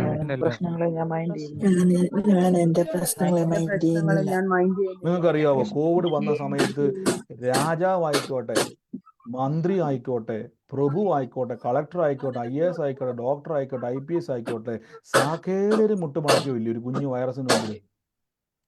നമ്മുടെ കാര്യം പിന്നെ പോട്ടെ, നമ്മൾ സാധാരണക്കാരാ. ലോകത്തിലെ പ്രഗത്ഭന്മാരെന്ത് ചെയ്തു? തെരുവുകളിലൊക്കെ ഇങ്ങനെ നോട്ടൊക്കെ ഇങ്ങനെ വലിച്ചെറിഞ്ഞ് കിടക്കുക. കാശുണ്ടായിട്ടും കാര്യമില്ല. വലിയ വലിയ സെലിബ്രിറ്റികൾ പോലും എന്ത് ചെയ്തു? ഒന്നുമില്ലാതെ രോഗത്തെ ഭയന്നിരിക്കും. ഒരു കുഞ്ഞു വൈറസിന് ഇത്രയേ ഉള്ളൂ മനുഷ്യൻ. എന്നാൽ നാം സേവിക്കുന്ന ദൈവത്തിൻ്റെ കപ്പാസിറ്റി ഈ ദിവസങ്ങളിൽ സങ്കീർത്തനങ്ങളാലും സ്തുതികളാലും ഉള്ളം നിറയ്ക്കണം. എന്നിട്ട് കാണണം. സ്തുതിക്കുമ്പോൾ നമ്മൾ എന്ത് ചെയ്യണം? ദാവീദ് എഴുതിയ സങ്കീർത്തനങ്ങൾ നിങ്ങൾ വായിക്കുമ്പോൾ ഇങ്ങനെ എഴുതിയേക്കുന്നത്, യഹോവ എൻ്റെ ഇടയനാകുന്നു, എനിക്കൊന്നിനും മുട്ടുണ്ടാകത്തില്ല. ഇതൊക്കെ നമ്മൾ വായിക്കുക. ശരിക്കും പറഞ്ഞാൽ സങ്കീർത്തനങ്ങളാണ്, അത് കീർത്തനങ്ങളാണ്, അതൊരു പാട്ടാണ്. ദാവീദ് തൻ്റെ വീണ എടുത്തിട്ട് അവിടെ ഇങ്ങനെ ആടിൻ്റെ, നമുക്കറിയാം ആടിൻ്റെ ഒക്കെ കൂടെ ജീവിക്കുന്ന സമയത്ത് ആട്ടിടയന്മാരൊക്കെ അടുത്തോട്ട് പോയി കഴിഞ്ഞാൽ ആടിൻ്റെ ഒരു മണമുണ്ടല്ലേ, നല്ല ഒന്നാന്തരം സ്പ്രേയുടെ മണമൊന്നും അല്ല. ആടിനെ തിരുമിയും ആടിൻ്റെ കൂടെ മുട്ടി ഒരുമിയും നടക്കുന്ന ആട്ടിടയന്മാരുടെ ശരീരത്തിൽ ആടിൻ്റെതായ ഒരു മണമുണ്ട്. ആടിൻ്റെ വിസർജ്യത്തിൻ്റെ ചില മണങ്ങൾ അവർ ദേഹത്ത് കണ്ടേക്കാം. ഇതിൻ്റെ ഇടയിൽ നിൽക്കുമ്പോഴും ദാവീദ് ആ കിന്നരം എടുത്തിട്ട് ഇങ്ങനെ വായിക്കും, ഇങ്ങനെ പാട്ടുപാടേ, യഹോവ എൻ്റെ ഇടയനാകുന്നു, എനിക്കൊന്നിനും മുട്ടുണ്ടാകത്തില്ല. ഞാൻ ചോദിച്ചോട്ടെ, ദാവീദ് ഈ ആടുകളുടെ ഇടയിൽ കിടക്കുന്ന നിങ്ങൾക്ക് എങ്ങനെ പറയാൻ പറ്റും, പച്ചയായ പുൽപ്പുറങ്ങളിലേക്ക് എൻ്റെ ദൈവം എന്നെ നടത്തും, സ്വസ്ഥതയോടെ വെള്ളത്തിലേക്ക് എന്നെ അവൻ കിടത്തും, തിരുനാമ നിമിത്തം എന്നെ നീതിവാതിൽ നടത്തും, കൂരിരുൾ താഴ്വരയിൽ കൂടി നടന്നാലും, the Valley of shadow of death എന്ന് പറയുന്നത്, മരണ നിഴലുള്ള താഴ്വരയിലൂടെ നടന്നാലും എനിക്കൊരനർത്ഥവും ഞാൻ ഭയപ്പെടത്തില്ല. ഞാൻ ചോദിച്ചോട്ടെ ദാവീദേ, എവിടുന്ന് കിട്ടി ധൈര്യം? ഈ ധൈര്യം ദൈവത്തിൻ്റെ വചനം എൻ്റെ ഉള്ളത്തിൽ കയറിയപ്പോൾ ഞാൻ എൻ്റെ കിന്നരം വായിക്കുമ്പോൾ കാണുക, ദൈവം എൻ്റെ സങ്കേതവും എൻ്റെ കോട്ടയും ഞാൻ ആശ്രയിക്കുന്ന എൻ്റെ ദൈവം. മനസ്സിലാകുന്നുണ്ട്? ഈ സങ്കീർത്തനങ്ങളും വചനങ്ങളും ഒക്കെ, അത് പുതിയ നിയമത്തിലെ വചനങ്ങളും നിങ്ങൾക്ക് പറയാം, സങ്കീർത്തനം മാത്രമല്ല. അപ്പം നമ്മൾ കാണണം. പലപ്പോഴും ഞാൻ എന്നോട് പറഞ്ഞ് പ്രാർത്ഥിക്കാം, നിങ്ങൾ കണ്ണടച്ചിട്ട് വേണം വചനം പറയാൻ. നിങ്ങൾക്ക് അങ്ങനെ മനപ്രയാസമുള്ളവർ കാളം പൂളം വചനം പറയുന്നവരുണ്ട്, ചുമ്മാ ഇങ്ങനെ പറയാന്ന് വചനം പറയുന്നവരുണ്ട്. അങ്ങനെയല്ല, തറാപറാന്ന് പറഞ്ഞ വചനം പറയരുത്. കണ്ണടയ്ക്കണം, കുറച്ച് നേരം കണ്ണടയ്ക്കണം. കണ്ണടയ്ക്കുമ്പോൾ മനസ്സിലോട്ട് സകല വിഷയവും വരും. നിങ്ങളെ ഞെരുക്കുന്ന, വിഷമിപ്പിക്കുന്ന, കരയിപ്പിക്കുന്ന, വേദനിപ്പിക്കുന്ന സകല വിഷയങ്ങളും നിമിഷ നേരത്തിനുള്ളിൽ കയറി വന്നിരിക്കും. എന്നാൽ ആ വിഷയങ്ങൾ വരുമ്പോൾ കണ്ണടച്ചുകൊണ്ട് തന്നെ പയ്യെ പയ്യെ വചനം പറയാൻ തുടങ്ങണം. ഒന്നുകൂടെ ഞാൻ പറയാം, വചനം ഇങ്ങനെ സ്റ്റാർട്ട് ചെയ്യണം. ഇത് പറയുമ്പോൾ പിന്നെയും പിന്നെയും വിഷയം ഇങ്ങനെ നിറഞ്ഞുകൊണ്ടിരിക്കുമ്പോൾ ആ കൂട്ടത്തിൽ ഒറ്റയടിക്കൂ ഈ വിഷയത്തെ യേശു തൊട്ടിട്ട് നിങ്ങൾ പറയുകയാണ്, ബ്രദറെ എനിക്കൊരു സാക്ഷ്യം പറയാനുണ്ട്, ഞാൻ ഇന്ന വിഷയത്തിലായിരുന്നു, യേശു എനിക്ക് വേണ്ടി അത്ഭുതം ചെയ്യുന്നു എന്ന് നിങ്ങൾ പറയുന്നത് നിങ്ങൾ തന്നെ കണ്ടുകൊണ്ട്, ആരംഭത്തിൽ തന്നെ അവസാനം കണ്ടുകൊണ്ട് പറഞ്ഞു വചനം തുടങ്ങിയാൽ, ഉറങ്ങാൻ സമാധാനത്തോടെ സ്വസ്ഥതയോടെ ഉറങ്ങാൻ പറ്റുന്നവരില്ലെങ്കിൽ നല്ലതായിട്ട് കൂർക്കം വലിച്ച് ഉറങ്ങിയെന്ന് സാക്ഷ്യം പറയുമെന്ന് പറഞ്ഞുകൊണ്ട് വേണം നിങ്ങൾ പറയാൻ. കണ്ണടച്ചുകൊണ്ട് വചനം പറയണം. അപ്പം കാണാൻ പറ്റും നമുക്ക്. കണ്ണ് തുറന്നാൽ എൻ്റെ കുഴപ്പം, കണ്ണ് തുറന്ന് വചനം പറഞ്ഞ ഒരു കുഴപ്പമില്ല. പക്ഷെ കണ്ണ് തുറന്നാൽ നമ്മളിങ്ങനെ അതും ഇതും നോക്കിക്കൊണ്ടിരിക്കും. പക്ഷെ കണ്ണടച്ചു കഴിയുമ്പം നമുക്ക് 2 തരം വിഷൻസ് കാണാൻ പറ്റും. ഒന്ന്, നമ്മുടെ പ്രശ്നങ്ങളുടെ കാഠിന്യം കാണാൻ പറ്റും. 2, അതേ കാഴ്ചയിൽ തന്നെ ആ വിഷയത്തെ യേശു കൈകാര്യം ചെയ്യുന്നതും കാണാൻ പറ്റും. അതുകൊണ്ടാണ് തൻ്റെ മുമ്പിൽ വെച്ചിരിക്കുന്ന സന്തോഷം ഓർത്തുകൊണ്ട് യേശു ഓർത്തെടുക്കുക എന്താണ് സംഭവിക്കാൻ പോകുന്നത്, അത് ഓർത്തുകൊണ്ട് ക്രൂശിനെ അലക്ഷ്യമാക്കി. അപ്പം ഹൃദയത്തിൽ നിറയ്ക്കണം, സ്തുതികളാൽ നിറയ്ക്കണം. പറ്റുമെങ്കിൽ ഒരു പാട്ടൊക്കെ പാട്. എന്നെ പാട്ട് പാടുന്നത് വെച്ചാൽ ഈ കഷ്ടങ്ങൾ മാറുകില്ല, കണ്ണുനീര് മാറുകില്ല, ഇതൊന്നും പാടിയേക്കില്ല ദൈവത്തെ ഓർത്ത്. ഒരിക്കലും മാറത്തില്ല പാടിക്കൊണ്ടിരുന്ന ജന്മത്തിൽ മാറത്തില്ല. പക്ഷെ മാറണം. എരുതിയിൽ വീണാലും അവിടെ ഞാൻ ഏകനല്ല, വീഴുന്നത് തീയിലല്ല യേശുവിൻ കരങ്ങൾ, അങ്ങനെയുള്ള പാട്ടുകളൊക്കെ പാടി ഒന്ന് ഹല്ലേലൂയ. ബലപ്പെടും. ആ സ്തുതിഗീതങ്ങളൊക്കെ ഒന്ന് പാടുമ്പോൾ തന്നെ ഒരു ബലമാണ്. എപ്പോഴും പാടുമ്പോൾ നമ്മൾ കണ്ണ് തുറന്നും പാടില്ല, കഴിയുമെങ്കിൽ കണ്ണൊക്കെ അടച്ചും പാടും. അപ്പം നമ്മുടെ ഉള്ളിൽ ആ പാടുന്നത് കാണാൻ പറ്റും നമുക്ക്. ഞാൻ ഒരു ദിവസം ഓർക്കുന്നുണ്ട്, ഞാൻ കോട്ടയത്ത് നിന്ന് തൃശ്ശൂർ ഈ പാട്ടൊക്കെ കേട്ടുകൊണ്ട് ഇങ്ങനെ അങ്ങ് പോവാം. ചില വിഷയങ്ങൾ എൻ്റെ ജീവിതത്തിൽ ഉണ്ടായിരുന്നു. പക്ഷെ ഞാൻ ഇങ്ങനെ പാട്ട് കേട്ട് ഞാൻ അറിയാതെ ആരാധിച്ച് ചാടി എണീറ്റ് ട്രെയിനിൽ നിന്ന്. എല്ലാവരും എന്നെ നോക്കി. പെട്ടെന്ന് ഞാൻ കണ്ണ് തുറന്നപ്പോൾ അയ്യോ ട്രെയിനിലാണ്, മറന്നുപോയി ഞാൻ. അത്രയും നേരം ആ വിഷയം ഓർത്തുകൊണ്ടിരുന്നു. പക്ഷേ ആ സ്തുതിഗീതങ്ങളെല്ലാം കേട്ട് ഹൃദയത്തിൻ്റെ അകത്ത് ഞാൻ ഇങ്ങനെ കാണുക, ഞാൻ സാക്ഷിയാകുന്നത്. പെട്ടെന്ന് ഞാൻ പോലും അറിയാതെ ചാടി അത് എണീറ്റ് പോയി. ആ സമയത്ത് കണ്ണ് തുറന്നില്ല, ചിലപ്പോൾ ഞാൻ തുള്ളി ചാടി ഡാൻസ് കളിച്ചാനെ. എൻ്റെ കാരണം ഉള്ളം നിറയുക, നമ്മുടെ ഉള്ളം നിറയുക. ആ ഉള്ളം നിറയുമ്പോൾ വചനത്തിന് മുളയ്ക്കാതിരിക്കാൻ പറ്റത്തില്ല, അറിയാവോ? അങ്ങനെ നിറയുന്നവരുടെ ഉള്ളിൽ ആ വചനത്തിന് ചലിക്കാതിരിക്കാൻ പറ്റത്തില്ല. അല്ലെങ്കിൽ ചാക്കുകെട്ടിൻ്റെ അകത്തിരിക്കുന്ന നെല്ല് പോലെ ഇപ്പോഴും ഇരിക്കും, ഒരു ഗുണവും ഇല്ല. ആ നെൽക്കതിര് നിങ്ങൾ ഇനിയിപ്പം എത്ര കൊല്ലം ഇരുന്നാലും ആ പത്തായത്തിൽ ചാക്കുകെട്ടിൻ്റെ അകത്ത് ഇപ്പോഴും ആ നെല്ലിരിക്കും. ഭയങ്കര വചനമൊക്കെ അറിയാം, പക്ഷെ അവിടെ ഇരിക്കും. അത് പെറുക്കിയെടുത്ത് വലിച്ചെറിയും ആ പാടത്തോട്ട്, അത് മുളച്ച് നിങ്ങൾക്ക് സാക്ഷ്യമായിട്ട് മാറും. നമുക്ക് ഒരുമിച്ച് പ്രാർത്ഥിക്കാം. വൻ കാര്യങ്ങളെ കർത്താവ് ചെയ്യും യേശുവിൻ്റെ നാമത്തിൽ. എൻ്റെ കൂടെ ഇന്ന് പ്രാർത്ഥിച്ച് രോഗികളായി ഭാരപ്പെടുന്നവർ, ആ രോഗമുള്ള ഭാഗത്ത്, വേദനയുള്ള ഭാഗത്ത് യേശുവിൻ്റെ ആ ബ്ലഡിൻ്റെ റിസൾട്ട് ഒന്ന് കണ്ടേ. ജന്മത്തിൽ ബ്രദറായി പ്രഷറും ഷുഗറും കൊളസ്ട്രോളും അതും ഇതൊന്നും മാറാൻ പോകുന്നില്ല, ക്യാൻസർ ഒന്നും മാറാൻ പോകുന്നില്ല. യേശുവിൻ്റെ നാമത്തിൽ നിന്ന് കണ്ണടച്ച് എന്നിട്ട് കാണ് യേശു എന്നെ തൊട്ട് ഞാൻ അത്ഭുത സാക്ഷ്യം. യേശുവിൻ്റെ വിഷയത്തിൽ അയ്യോ ബ്രദറെ, ഞാൻ വലിയ കടത്തിൻ്റെ അകത്ത് ഞെരുങ്ങി നിൽക്കുമായിരുന്നു, പക്ഷെ വലിയൊരു നന്മ യേശു എനിക്ക് തന്നെന്നൊക്കെ പറയുന്ന സാക്ഷ്യം കാണും. ഹൃദയത്തിലൊന്ന് കണ്ടേ. ഒരു ദിവസം എണീക്കുമ്പോൾ അത്ഭുതം കിടക്കുന്നു എൻ്റെ കൂടെ, അത്ഭുതം കിടക്കുന്നു എൻ്റെ ജീവിതത്തിൽ, അത്ഭുതം കിടക്കുന്നു എൻ്റെ ജീവിതത്തിൽ. അതൊക്കെ കണ്ടുകൊണ്ട് വേണം സ്തുതിക്കാൻ. ഒന്ന് സ്തുതിക്കണം. അല്ലാതെ നിരാശയോടെ പാട്ടും പാടിക്കൊണ്ടിരുന്ന, കണ്ണും തുറന്ന് അവരെ ഇവരെ നോക്കിക്കൊണ്ട് പാട്ടൊക്കെ പാടിക്കൊണ്ടിരുന്നാൽ ഒന്നും സംഭവിക്കാൻ പാടില്ല. സ്തുതിക്കണം. ദൈവത്തെ സങ്കീർത്തനങ്ങളാൽ ദൈവത്തെ കീർത്തിക്കണം. ഹൃദയത്തിൽ എല്ലായ്പ്പോഴും ക്രിസ്തുവേശുവിൽ ദൈവത്തിന് സ്തോത്രം ചെയ്തുകൊണ്ടിരിക്കണം. മനസ്സിലാവുന്ന എത്ര പേർക്ക് ഈ വചനം മനസ്സിലായിട്ട് അവരൊന്ന് പ്രാർത്ഥിച്ച്, യേശുവേ ഇന്ന് ഞാൻ ഈ വചനം കേൾക്കുന്നതോട് പറഞ്ഞു, നിങ്ങളുടെ സ്ഥിതി മാറും.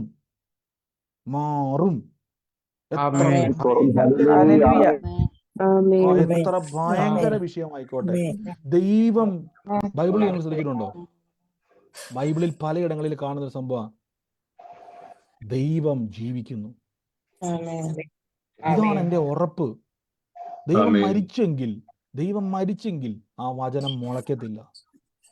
ദൈവം അവസാനിച്ചെങ്കിൽ ആ വചനം മുളയ്ക്കത്തില്ല. പക്ഷെ ബൈബിൾ പറയുന്നു ജീസസ് ഈസ് എലൈവ്, അവൻ ജീവിക്കുന്നു. അവൻ ജീവിക്കുന്നുവെങ്കിൽ ആ വിത്തുകൾ മുളയ്ക്കും. ബൈബിളിൽ ഇങ്ങനെ പറയുന്നത്, അപ്പൊല്ലോസ് നട്ടു, പൗലോസ് നനച്ചു, വളർത്തുന്ന ഒരു ദൈവമുണ്ട്. ഈ ദിവസങ്ങളിൽ പറയുന്ന വചനത്തെ സാക്ഷ്യമാക്കുന്ന ഒരു ദൈവമുണ്ട്. നിങ്ങളെ കൊണ്ട് അങ്ങനെ വേണം കാണാൻ. ഞാൻ ഈ പറയുന്ന വചനത്തെ എനിക്ക് അത്ഭുത സാക്ഷ്യമാക്കുന്ന ഒരു ദൈവം എൻ്റെ കൂടെയുണ്ട്.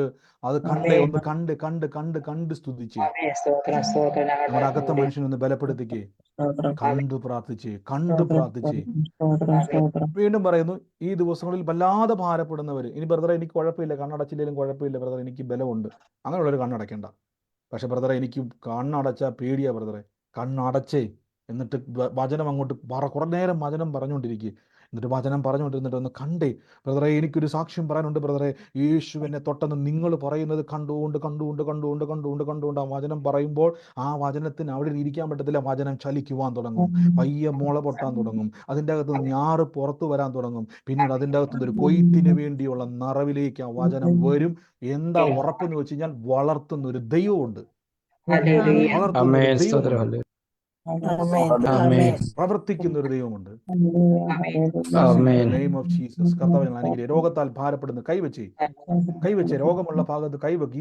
ഇപ്പോഴാ വേദന മാറുക, ഇപ്പോൾ ആ മുറിവുകൾ കരിയാം. നമ്മൾ എത്രയോ കഴിഞ്ഞ ദിവസങ്ങളിലൊക്കെ ഒത്തിരി സാക്ഷ്യം കേട്ടു. ഇന്നും പ്രവർത്തിക്കുന്ന ദൈവം. കൈവച്ച് രോഗമുള്ള ഭാഗത്തൊരു കൈവച്ചേ. ആ രക്തത്തിന്റെ മേൽ കൈവെക്കാൻ പറ്റത്തില്ലെങ്കിൽ ആ ശരീരത്തിന്റെ കൈവച്ചിട്ട് പറയാം, എന്റെ ബ്ലഡിലെ കൗണ്ടുകൾ ഞെട്ടാൻ പോവുക. ഡോക്ടർ പറയാൻ പോയി, ഇത് അൺബിലീവബിൾ, ഡോക്ടർ പറയാൻ പോവുക. അങ്ങനെ കണ്ടേ, ഡോക്ടർ പറയാൻ പോവാ അൺബിലീവബിൾ. ഇങ്ങനെ കേട്ടെ, ഡോക്ടർ പറയാൻ പോവാ എൻ്റെ കരിയറിൽ ഇത്രയും വലിയൊരു മിറക്കിൾ ഞാൻ കണ്ടിട്ടില്ല, നിങ്ങളെപ്പറ്റി പറയാൻ പോവാ. നാട്ടുകാർ പറയാൻ പോവാ, സഹോദരി അയ്യോ ഞാൻ ഓർത്ത് നീ കടം കൊണ്ട് തീരുവെന്ന് ഓർത്തത്, നീ രക്ഷപ്പെട്ടല്ലേ എന്ന് നാട്ടുകാർ എന്നെ പറ്റി പറയുന്നത്. ഞാൻ ഓർത്ത് നിന്റെ തലമുറ ഒരിക്കലും രക്ഷപ്പെടത്തില്ലെന്ന്. പക്ഷേ അയ്യോ നിന്റെ തലമുറ ഇതേപോലെ അനുഗ്രഹിക്കപ്പെടുമെന്ന് ഞാൻ ഓർത്തില്ലെന്ന് പറയുന്നത് കേട്ടുകൊണ്ട് വിശ്വാസ വചനം പറ. മുളപ്പിച്ചേ, വചനത്തെ ഒന്ന് മുളപ്പിച്ചേ. Amen. ഓ ജീസസ് ക്രൈസ്റ്റ്, ഞാൻ ജീസസ് ക്രൈസ്റ്റ്, യേശുവിന്റെ നാമത്തിൽ, യേശുവിന്റെ നാമത്തിൽ. ഇങ്ങനെയാണ് നാം വചനത്തെ മുളപ്പിക്കുന്നത്. നമ്മുടെ ഇന്നർ മാനെ നമ്മൾ പൊടി തട്ടിയെടുക്കുക. ഇത് ബുദ്ധിയുള്ളവന് കാണാൻ പറ്റത്തില്ല കേട്ടോ. ബുദ്ധി കൂടുതലുള്ളവൻ പറയും എൻ്റെ പൊന്നു സഹോദരൻ, മെഡിക്കൽ റിപ്പോർട്ടിൽ രോഗം കണ്ടത് എങ്ങനെ തിരുത്താനാ? ഡോക്ടർ പറഞ്ഞു കേട്ടില്ലേ അതിന് മാറാൻ പോകത്തില്ല, നിന്റെ ജീവിതം കൊണ്ടേ പോകത്തുള്ളൂ. കാര്യം ഡോക്ടർക്ക് തന്നെ ബുദ്ധിയില്ലേ? MRI സ്കാൻ മെഷീന് ബുദ്ധിയില്ലേ? അതുണ്ടാക്കിയവന് ബുദ്ധിയില്ലേ? ബ്ലഡ് ടെസ്റ്റ് എടുക്കുന്ന ആൾക്ക് ബുദ്ധിയില്ലേ? ബ്ലഡ് ടെസ്റ്റിന് റിപ്പോർട്ടിന് അതിന് തന്നെ കഴിവില്ലേ? ഇതെല്ലാം ശരിയാ സഹോദര, അതിനേക്കാൾ വലിയൊരു അകത്ത മനുഷ്യനുണ്ട്, അതിനേക്കാൾ വലിയൊരു ദൈവമുണ്ട്. മനസ്സിലാകുന്നുണ്ടോ? ഈ ദൈവത്തിൽ ആശ്രയിച്ചുകൊണ്ടാണ് ഞാനൊരു പൊട്ടനെ പോലെ കാണുക, എൻ്റെ റിപ്പോർട്ടുകൾ അത്ഭുതമാകും. ഇത് ആരോടൊക്കെയോ പരിശുദ്ധാത്മാവ് സംസാരിക്കുക. യേശുവിൻ്റെ നാമത്തിൽ ഒരു കുഞ്ഞിൻ്റെ ഒരു തലമുറയുമായി ബന്ധപ്പെട്ട് ആ റിസൾട്ട് ജീവിതകാലം മുഴുവൻ ഇതിനങ്ങനെയേ ആകത്തുള്ളെന്ന് പറഞ്ഞ അമ്മേ നീ ഓർത്ത് ഭാരപ്പെടണ്ട.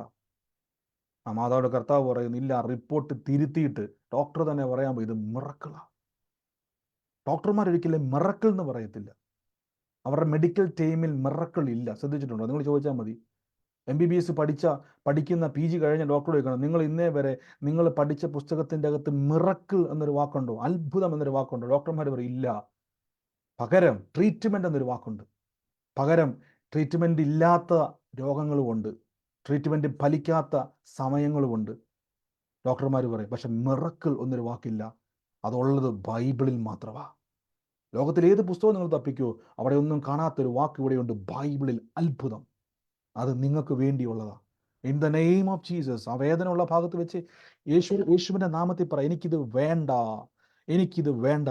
ഈ വേദന അനുഭവിക്കാനല്ല യേശു എനിക്ക് വേണ്ടി ക്രൂശിൽ മരിച്ചത്. ഈ വേദന അനുഭവിക്കാൻ വേണ്ടി അല്ല യേശു ക്രൂശിൽ മരിച്ചത്. ഈ രോഗവുമായിട്ട് ഞാൻ നടക്കാനല്ല യേശു ക്രൂശിൽ മരിച്ചത്. ഞാൻ രോഗിയായി തകർന്നു പോകാനല്ല യേശു ക്രൂശിൽ മരിച്ചത്.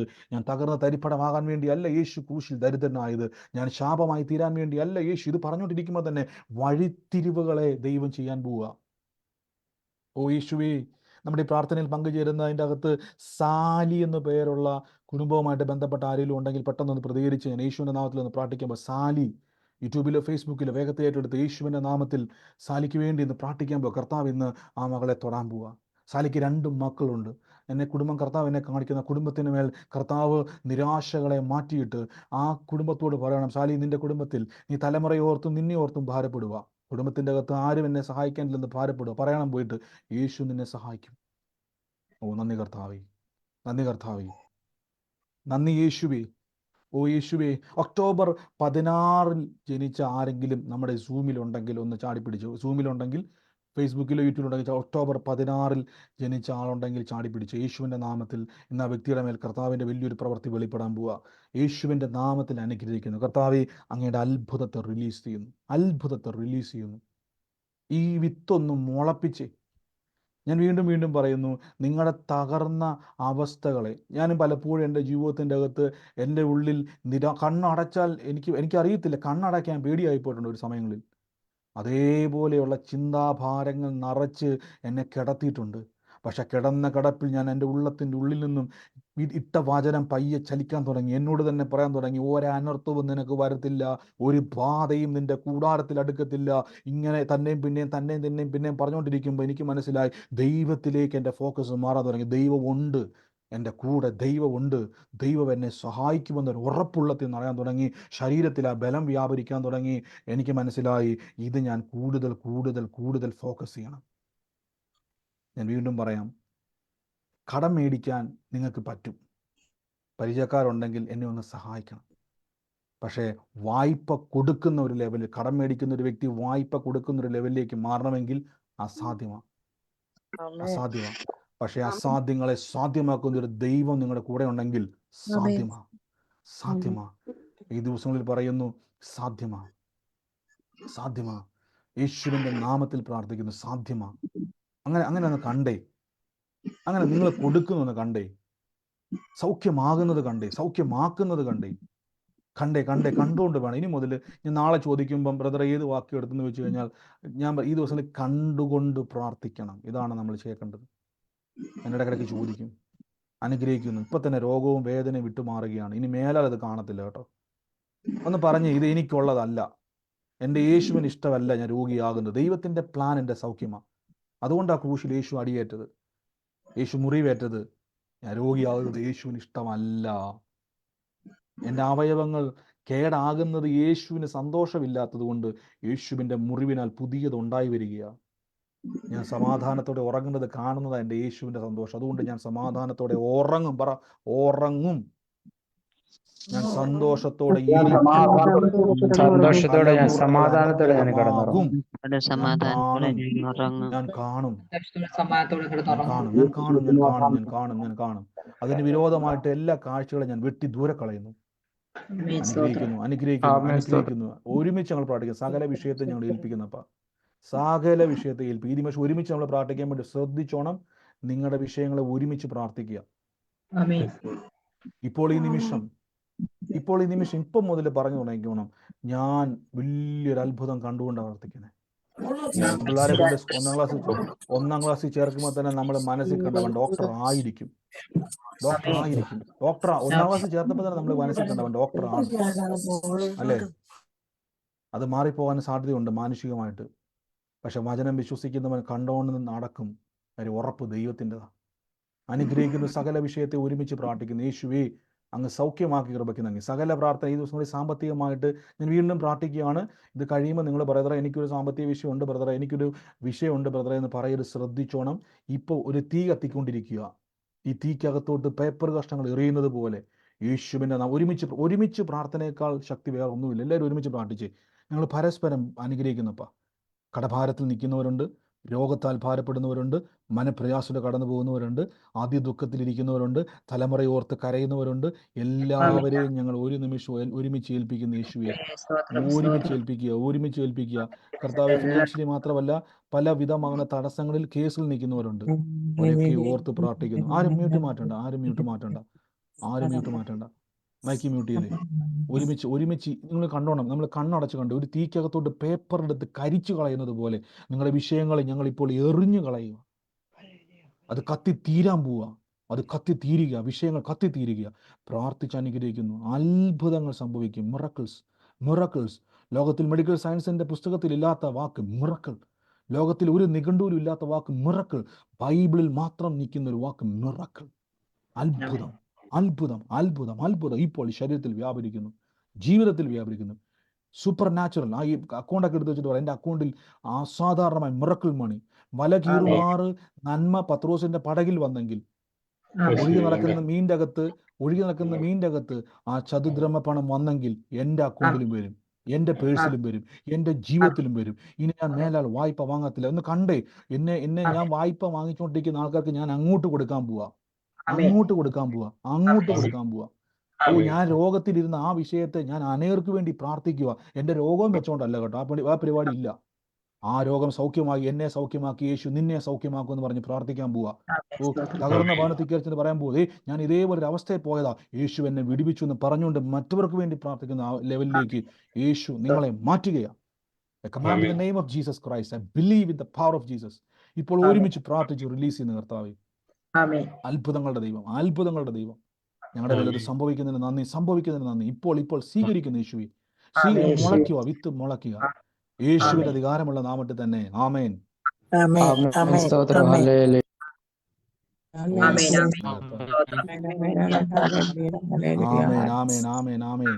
പ്രാർത്ഥിച്ചോണം. പ്രാർത്ഥിക്കുക എന്ന് പറഞ്ഞാൽ സ്തുതിച്ചോണം. ഈ ദിവസം സ്തുതിച്ചോണം. എല്ലാ ദിവസവും നമ്മൾ ഈ പ്രാർത്ഥനയ്ക്ക് കയറുമ്പം പകല് മുഴുവൻ നിങ്ങൾ അതും ഇതും പറഞ്ഞുകൊണ്ടിരുന്നിട്ട് വൈകിട്ട് ഓടി വന്ന് ഉടനെ വചനം പറയരുത്. പകലും പറയണം. ആ വിഷയത്തിന്റെ മേൽ ബദറെ ഞാൻ സാക്ഷ്യം പറയും കേട്ടോ. പറയുക എന്നല്ല, കണ്ടുകൊണ്ട് വേണം പറയാൻ. ഈ വാക്യം മറക്കല്.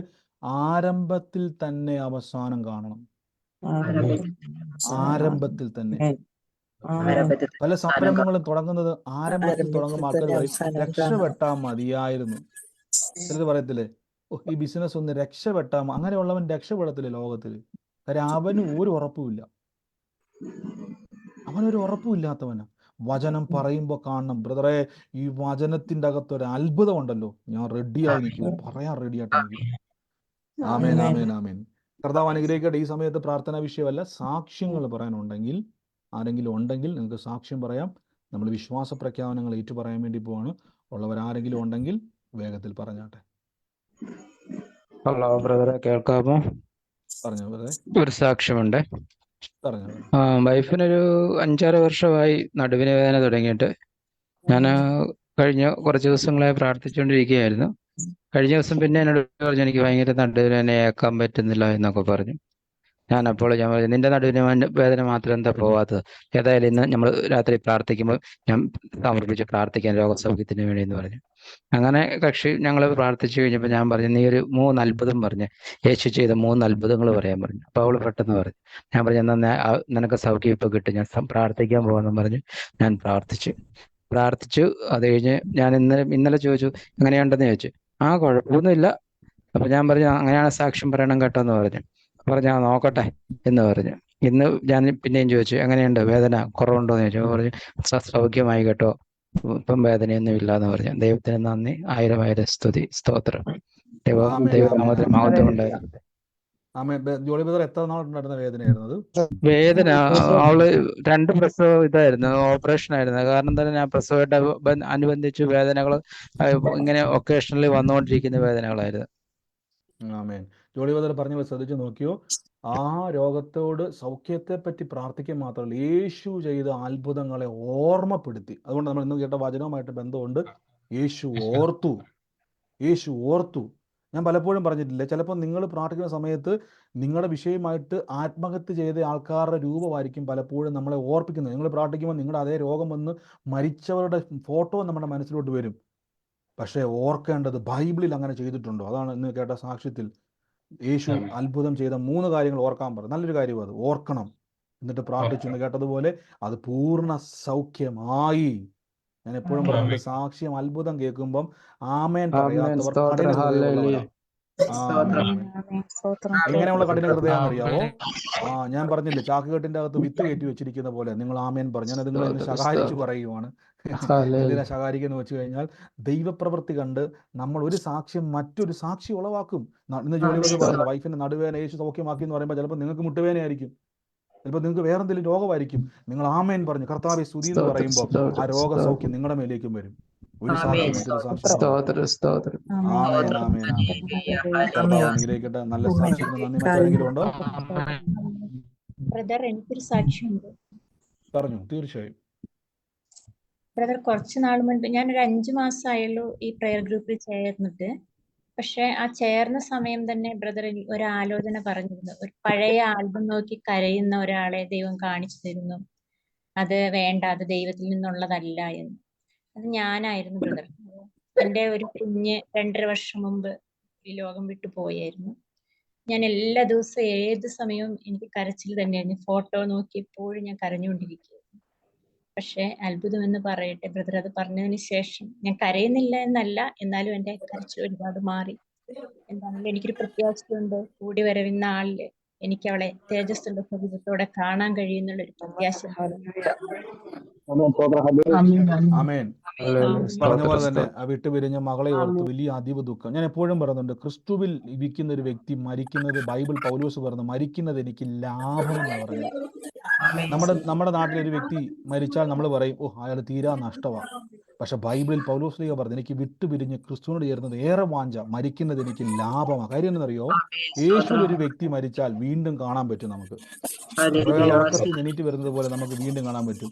അതിന് വിരോധമായിട്ടുള്ള അതീവ ദുഃഖം അത് ദൈവത്തിൽ നിന്നുള്ളതല്ല. ഇന്ന് പ്രിയ സിസ്റ്റർ പറഞ്ഞ പോലെ തന്നെ അതീവ ദുഃഖത്തിൽ നിന്ന് ദൈവം വിടുവിച്ചു. വീണ്ടും കാണുമെന്നൊരു പ്രത്യാശ, മകളെ വീണ്ടും കാണുന്നുള്ള പ്രത്യാശ ഒരു വിശ്വാസത്തിനുള്ളിൽ അതാ വേണ്ടത്. മരണത്തെ ഭയക്കുമല്ല, മരിച്ച വ്യക്തി യേശുവിലാണെങ്കിൽ അയാളെ വീണ്ടും ഞാൻ കാണുമെന്നല്ല പ്രത്യാശ എന്നറിയണം. അതാണ് ദൈവത്തിലുള്ള വ്യക്തി. ആ സമാധാനത്തിന് നന്ദി യേശുവിന്റെ നാമത്തിൽ തന്നെ. ആമേൻ.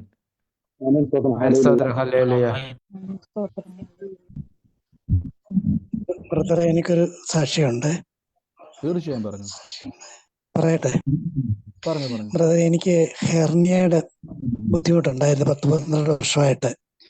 ഞാൻ മിനിഞ്ഞാന്ന് എബ്രാഹത്തിന്റെയും അതുപോലെ സക്കറിയയുടെ ഒക്കെ ഇല്ലാത്തടത്ത് കുട്ടിയെ ജനിപ്പിച്ച് അതിന് ആ അത്ഭുതം പറഞ്ഞിട്ട് ഞാൻ പ്രാർത്ഥിച്ചു. അങ്ങനെ എൻ്റെ അസുഖം മാറി കിട്ടി. സ്തോത്രം. ഹല്ലേലൂയ. ആമേൻ ആമേൻ. അത് വലിയ ആമേൻ. സാക്ഷ്യം. എത്ര വർഷമായിരുന്നു ബ്രദറെ ഹെർണിയയുടെ? ആമേൻ. സ്തോത്രം. ഹല്ലേലൂയ. എത്ര വർഷമായിരുന്നു? എത്ര വർഷമായിരുന്നു ബ്രദറെ? ഞാൻ കേട്ടില്ല. 12 ഓ വർഷമായിട്ടുണ്ടായിരുന്നു. സ്വോത്രം. എല്ലാവരും ദൈവത്തെ ചോദിച്ചു. 12 വർഷമായിട്ട് രമ്യ രോഗത്താൽ ഭാരപ്പെടുന്ന സ്തോത്രം. ഹല്ലേലൂയ. സൗഖ്യമാക്കിയിരിക്കുന്നു. ഞാൻ പറഞ്ഞില്ലേ, നമ്മൾ ആശയ്ക്ക് വിരോധമായിട്ട് ആശയോടെ വിശ്വസിക്കുന്നവരാ. ആലോചിച്ച് നോക്കിയേ, 12 വർഷമായി. വേണമെങ്കിൽ നമുക്ക് 13-ാം വർഷം രോഗം കൊണ്ട് പോകാം. പക്ഷെ തീരുമാനിച്ചു എനിക്കൊരു സൗഖ്യം വേണം. മനസ്സിലാവുന്നുണ്ടോ? യേശു ജീവിക്കുന്നു, യേശു ജീവിക്കുന്നു, യേശു ജീവിക്കുന്നു. കർത്താവേ, അങ്ങ് കൊടുത്ത സ്തോത്രം. സ്തോത്രം. ഹല്ലേലൂയ. സൗഖ്യത്തിന് നന്ദി. ഇനിയും ദൈവം നടത്തട്ടെ. ആമേൻ. കർത്താവ് അനുഗ്രഹിക്കട്ടെ. ആമേൻ. ആമേൻ. സ്തോത്രം. ഹല്ലേലൂയ. God bless you. മറ്റാരെങ്കിലും ഉണ്ടോ? ബ്രദറെ, എന്റെ പേര് ലാലി എന്നാണ്. ഞാൻ കഴിഞ്ഞ ദിവസം പറഞ്ഞില്ലേ, എന്റെ വീട്, സ്വന്തം വീട് വിറ്റേച്ചും ഞാൻ വേറെ ഒരു വീട്ടിൽ പോയി അവിടുന്ന് വേറെ ഒരു വീട്ടിലാണ് താമസിക്കുന്നതെന്ന്. അപ്പം ബ്രദർ കഴിഞ്ഞ ദിവസം പറഞ്ഞു പുതുപ്പറമ്പിൽ ഒരു വീട്ടുപേര് കാണുന്നെന്ന് പറഞ്ഞു. ഞാൻ രണ്ടാമത്തെ വീട് വാങ്ങിച്ചത് പുതുപ്പറമ്പിലെ വീട്ടുപേരുള്ള സ്ഥലവും വീടുമാണ് വാങ്ങിച്ചത്. അവിടെ ചന്ദ്രൻ എന്ന് പറയുന്ന ഒരു മകനും ഉണ്ട്. ബ്രദർ അന്ന് ചന്ദ്രന്റെ പേരും പറഞ്ഞു. അപ്പം ആ ചന്ദ്രൻ ഉണ്ടായിരുന്നു. ഞങ്ങൾ വാങ്ങിക്കുമ്പോ ഉണ്ടോന്ന് എനിക്കറിയത്തില്ല. പക്ഷെ ആ ചന്ദ്രൻ എന്ന് പറയുന്ന ആള് സ്കെൽറ്ററാണ്. 50 വയസ്സോടെ അടുത്തുണ്ട് പ്രായം. മരിച്ചുപോയ ഒരാളാണ്. കള്ളു കുടിച്ച് ബീവറേജ് കോർപ്പറേഷനിൽ ജോലിയായിരുന്നു. പക്ഷെ അവൻ കള്ളു കുടിച്ച് മരിച്ചുപോയ ഒരാളാണ്. അപ്പൊ അവൻ കഴിഞ്ഞ ദിവസം പറഞ്ഞപ്പോ എനിക്ക് പറയാൻ പറ്റിയില്ല. എനിക്കതുകൊണ്ട് ആ ഭവനത്തിൽ കിടന്നാണ് ഭർത്താവ്, ഒരു രോഗമില്ലാത്ത ആള് മരിച്ചുപോയ. വേറെ വീട് വെച്ചാണ് ഞങ്ങൾ താമസിച്ചത്. എങ്കിലും ആ ഭവനത്തിൽ അവിടെ നിന്ന് ഞങ്ങൾക്ക് ഒത്തിരി സ്ട്രഗിൾ അനുഭവിക്കേണ്ടി വന്നു. ആമേൻ. പുതുപ്പറമ്പ് അല്ലേ? അതെ. ഓക്കെ. ഇപ്പൊ കഴിഞ്ഞ ദിവസം നമുക്ക് ചിലർ ചോദിച്ചായിരുന്നു പുത്തൻ പറമ്പാണോ എന്ന് ചിലർ ചോദിച്ചായിരുന്നു.